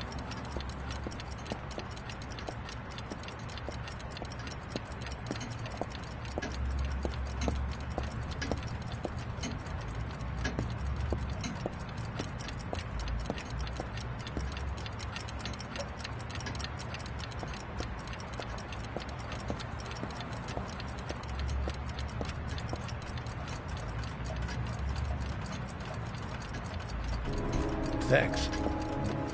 Well, let's see what this envelope has to say for itself.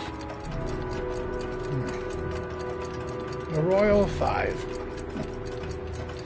Yes, the shape of the T's and the F's is typical of that model. Produced between 1907 and 1924. Yes. No doubt about it. It's a Royal 5.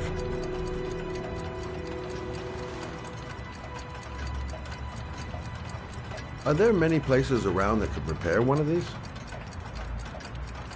I bought the company's entire stock as spare parts for a song in '64. Well, they were going to take them to the dumpster, so I got the lot. No, anybody around here who has one that actually works has been to see me at one time or another. Do you keep a record of all your clients? Oh, yes, indeed. Well, at least the ones who pay. Any chance I could get a peek at that? Yes, of course. I keep my account books in the office. If you're not in a hurry, I have a list of all the clients who ever bought a Royal 5 or had one repaired. Yeah, that would really help us out. Delighted to help. Give me 2 minutes, and I'll be right back with the list.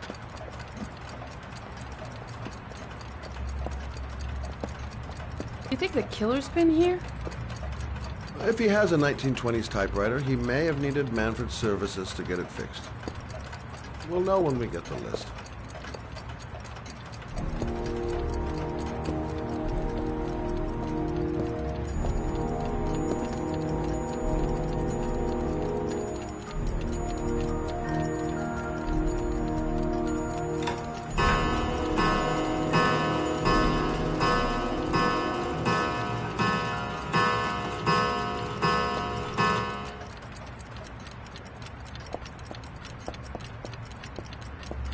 Lauren thinks she's about to find the killer.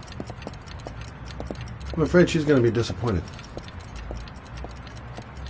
It's been a while since Manfred went into his office. Let's take a look. Hello? Manfred! Hello? Your call is lodged, sir. A police car will be there in a few minutes. I need to know who you are, sir. Sir? Hello?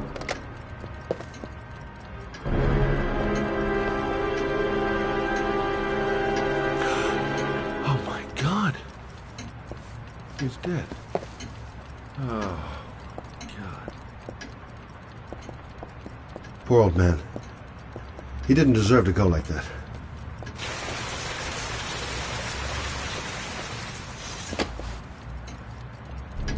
Scott? Oh my God. What are you doing? I'm calling the police. The killer has already called the police. I think he wants us to be his scapegoats. We gotta get the hell out of here. What do you mean? We have nothing to do with his death. We were just here when it happened. Look, we're running out of time to find Sean Mars. The last thing we need is 24 hours in a police station explaining this whole thing. Well, so what do we do?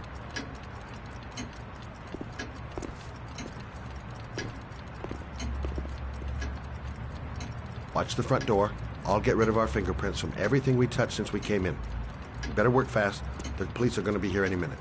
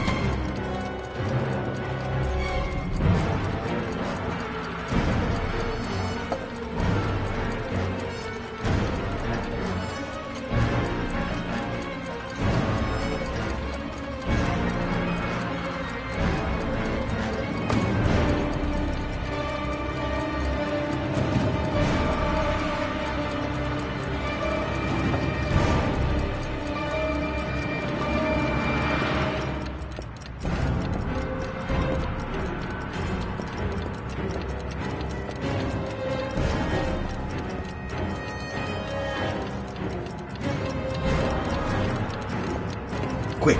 Gotta find everything Lauren and I touched since we came in here. Scott, are you gonna be much longer? The police will be here any second. I'm almost finished.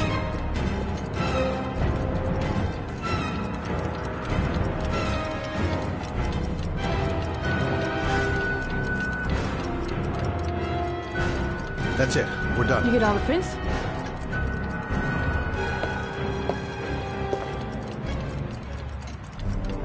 I got what I got. It should be enough to prevent them from finding us.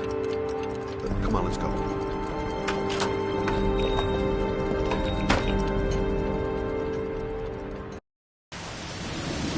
Where are we going?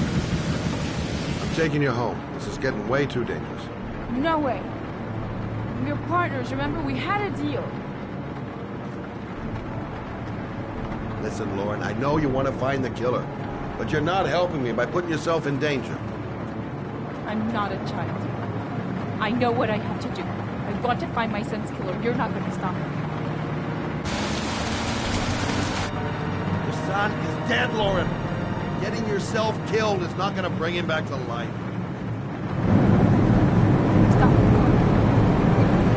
Stop the fucking car!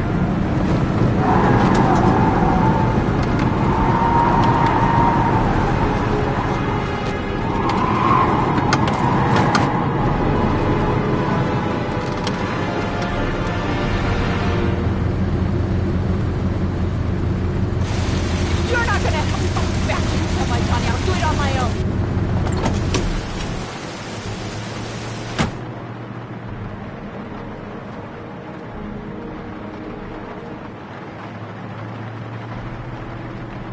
Crap, I have no choice. I guess I'm doing this to protect her. Such an idiot. I better catch up with her.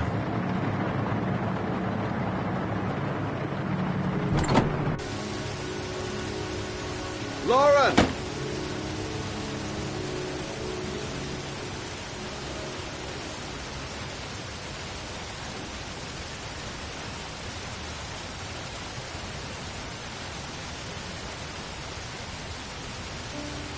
I miss him. Miss him so much. Do anything to hold him once again in my arms.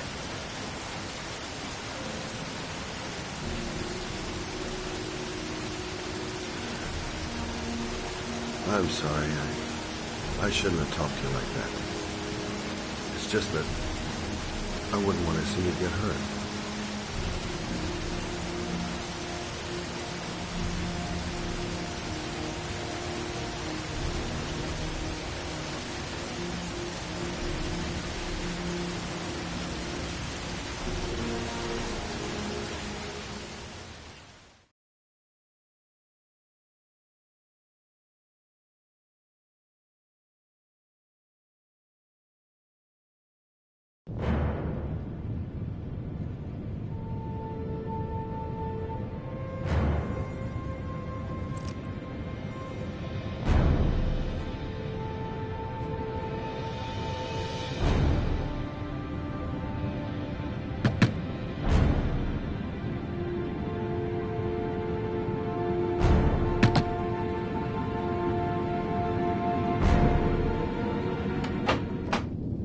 Yeah?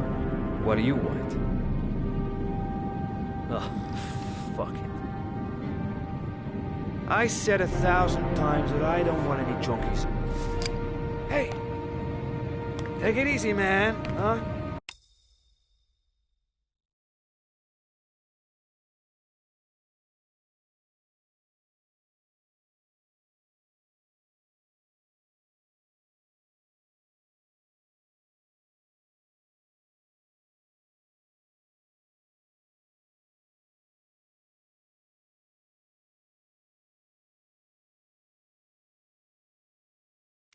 Keep cool.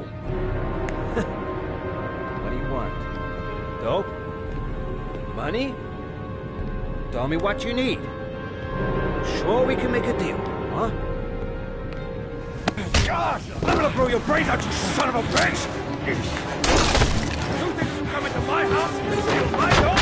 You'll be shooting up in hell, motherfucker! Will you stop fucking moving?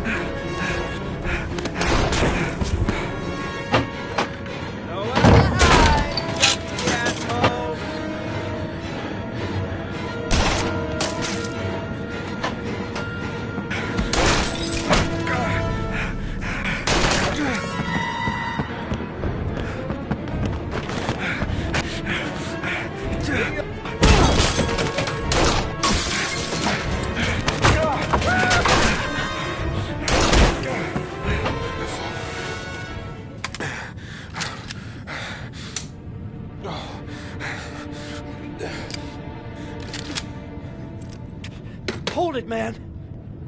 I give you whatever you want. Got dope? Got cash? You want some dope? Please. Please don't kill me, man. I got children. These my girls, see? This one, Sarah. And a little one? That's Cindy. Please, man. I want to see them again. Please. Please don't shoot. I'm a father too. But I have no choice.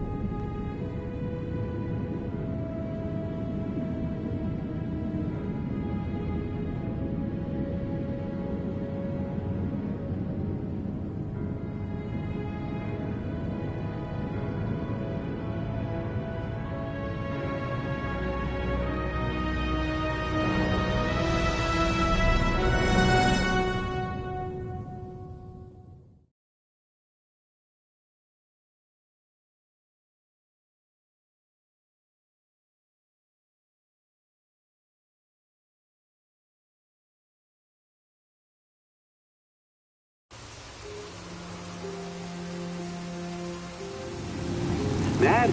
It's Sam. I got your information.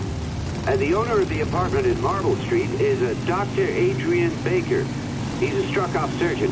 He used to sell drugs to junkies on the quad. He made some cash and bought up some cheap-ass apartments, including the one in Marble Street. Of course, he got caught. He did a few months in prison and was struck off the medical register. Interesting. Thanks for the information, Sam. I owe you one. Hey, Mad, be careful, okay? I'm on it. Talk to you later.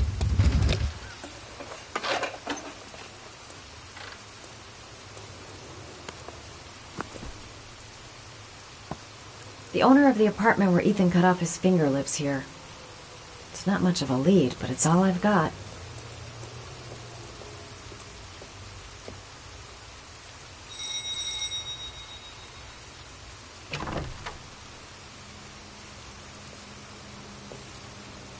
Hi.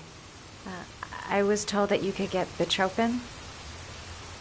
Without a prescription. Sorry, you were misinformed. Goodbye. Hold on.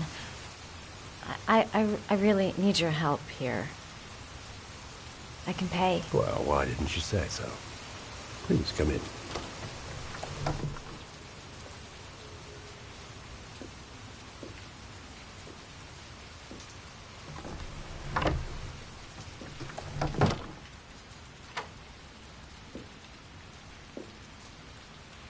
So, you're looking for Bitropin, my dear? Are you having trouble sleeping? How much do you need? I don't know, about 3-4 boxes. Well, no, that shouldn't be a problem. Would you like a drink? I was just about to have one. No, thanks. Well, alcohol helps take the edge off the pills, don't you think? Anyway, we should drink a toast to our first deal.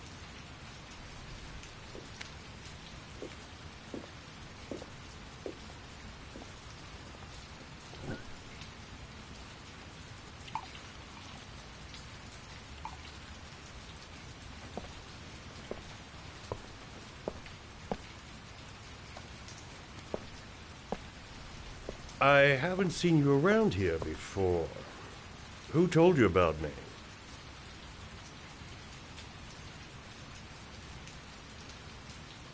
I can't remember.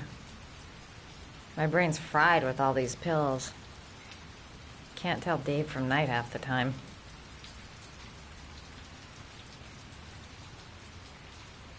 I heard you had some apartments for rent. I'm looking. Sorry, darling. Those are all booked up. Shame. I was looking for something around Marble Street.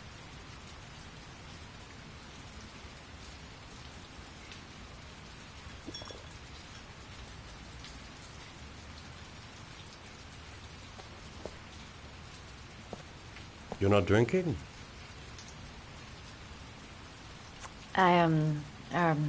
I'm not really thirsty.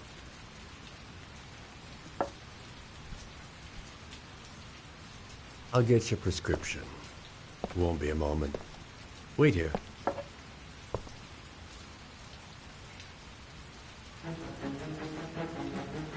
That guy gives me the creeps.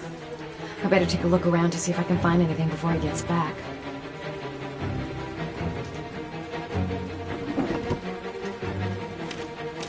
Doc seems to be interested in property, amongst other things.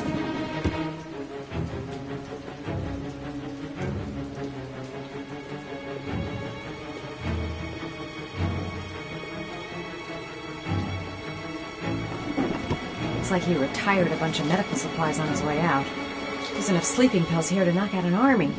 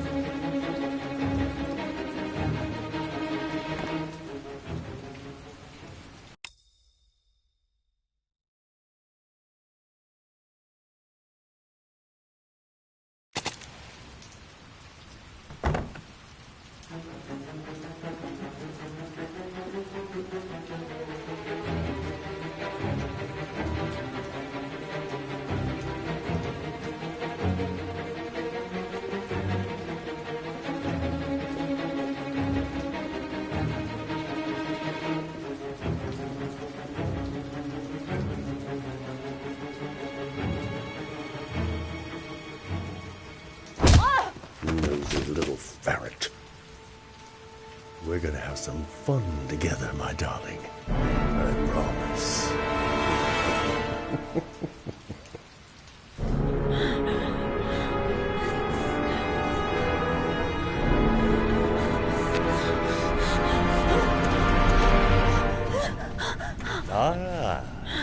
Say hello to Matthew. He claimed he had come for the census. Another one of those goddamn government spies. So, you're interested in my Marble Street apartment. I rented to my friend Paco, if you must know. I have no idea what he does there. Maybe that's where he fornicates with his dancers from the Blue Lagoon. The To be honest, I don't give a damn. Just as long as he pays his rent, he can do whatever he likes. But enough with the chit-chat. I miss surgery, you see, so I take every opportunity to practice. I don't have any instruments here, so I use whatever comes to hand. I hope you won't hold that against me. Hold tight. This might sting him.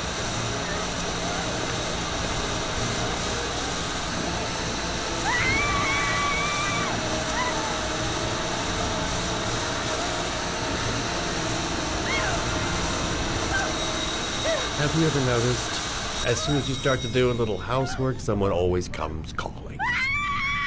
I'll get rid of our visitor and be right back. Don't move. I won't be long.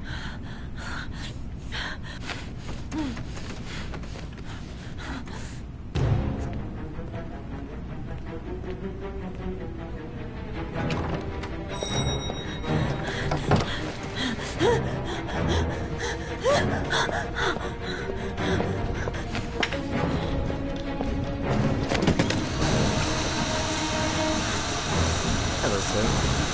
I come to bring the word of the Lord and inform you of magnificent Bible, which I will gladly leave with you in return for compensation on the fight.